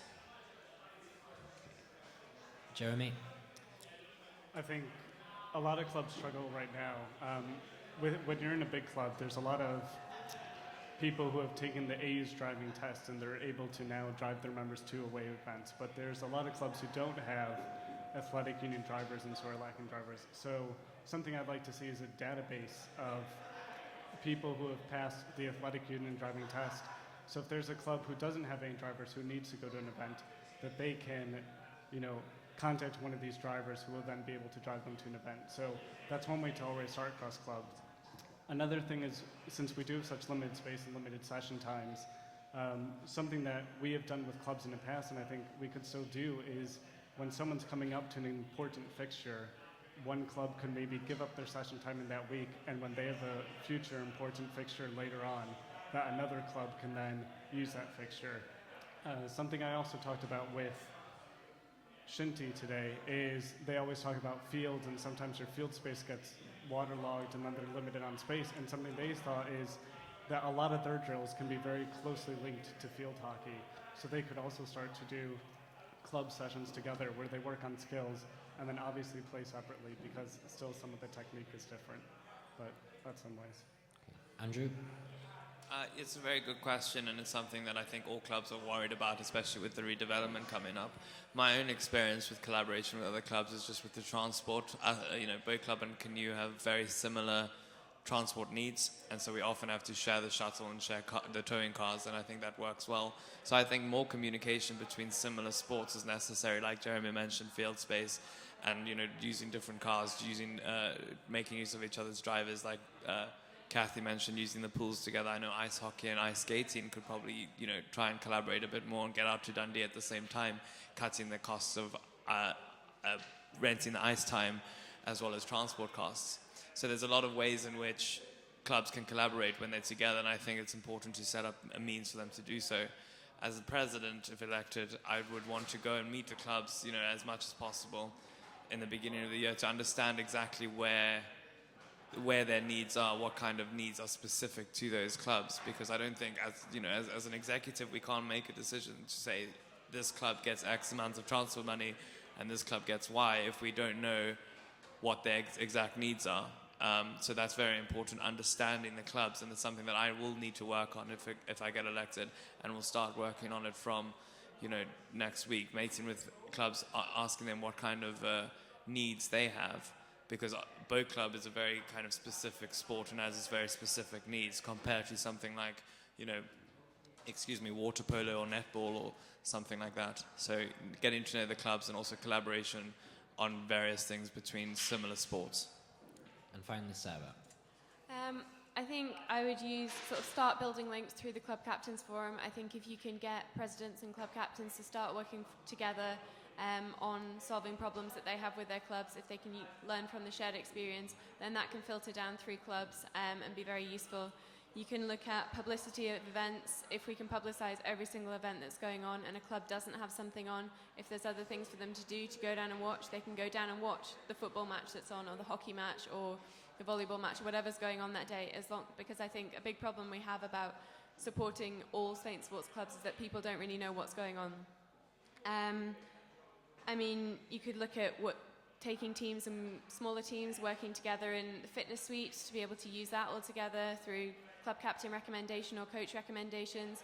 And I think once you start fostering these links, they're just going to grow. It just needs the AU to sort of start putting together the framework for these links to form, and then it's up to the clubs and it can really take off. Okay, that's what we've got time for. We'll now move on to the final statements for each candidate. So we'll run down the row, Jeremy through to Andrew. If you have 2 or 3 brief sentences on why people should vote for you to wrap up your statements. Something I've done this week and what I really want to continue to do is really sit down with the clubs to really go over all their runnings, their issues, the things they really want to develop. And what I really want to do with the elected president is really help them in these specific areas, whether it be struggling with transportation, getting more members, developing to be more competitive, or trying to recruit more people. And that's what I really want to do. I think that I'm really passionate about student sport, and I think that my policies, in particular my Equal Opportunities Fund, can really make a big difference to the students that make it the most, that need it the most. And I think I've got the skill and the experience to do the job well. I have the experience. I've been somebody who's gone from not playing at all to suddenly someone who's really involved in sports. So I can see both sides of that coin, as well as both sides of the small club, large club picture. I've worked really closely with the AU and DSE, as I said, so I have a really good understanding of how things work and how to really get the best for Saint Sport. And the policies that I'm proposing aren't huge, wild policies. They're simple policies that could really be implemented and really make a difference and continue to build the Saint Sport momentum in the period of a year that the AU president will have, which I think is why I'd be really good for the job. The experience I've gained for the last 3 years of being on a club committee, I think is really invaluable for the role of AU president, including my absolute working knowledge of the AU, DSA and Department of Sports and Exercise. I think that I have the policies that I have intermingle with each other and will work well together to form an ethos of student athlete. And if there's one thing that I can leave behind is this beginning of an approach to sport at the university, which makes it as important as society commitments and just as important as academics, because I think in order for the university to become a leading institution globally, we need to develop all students into all sports that we have on offer here. Okay, and that's the end of debate. Thank you very much, everyone who stayed through a slightly prolonged and background noise debate. Hopefully you know plenty about your candidates. You're wanting to applaud the AU, so do that first.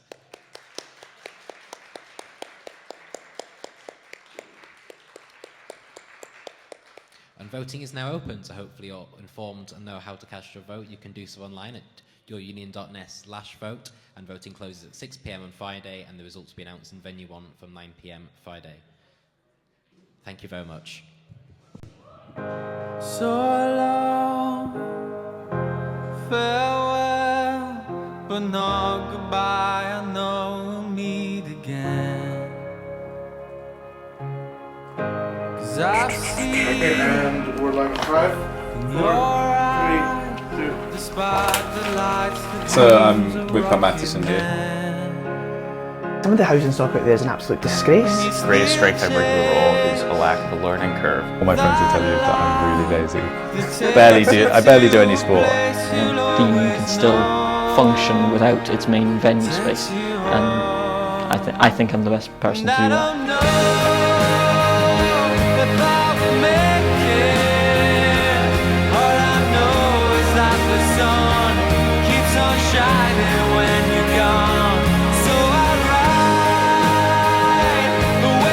I'm the only candidate that doesn't eat puppies. I think that student politicians sometimes get a lot of flack for not doing anything, when in fact they're doing an awful lot. It's just not that well seen. It's about finding ways to involve the whole student body in sports. And they're the key representative.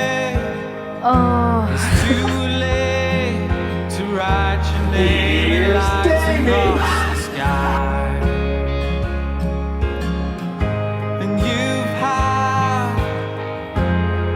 I think we can, at the beginning, create an atmosphere of inclusivity and be as approachable as possible. People will feel a lot more comfortable trying something else. Or to say, no, women probably shouldn't stand, but this is ridiculous. And I think it's the responsibility of the students' union to actually address this problem. Hi, I'm Tola, I'm one of the DoEs, and I approve this message. But I don't know if I don't want to do voice of the people, because I've got some cool voices I can do. And so if there's something that the AU has in place that can help each club develop their relationship on their terms, that would be the most useful thing.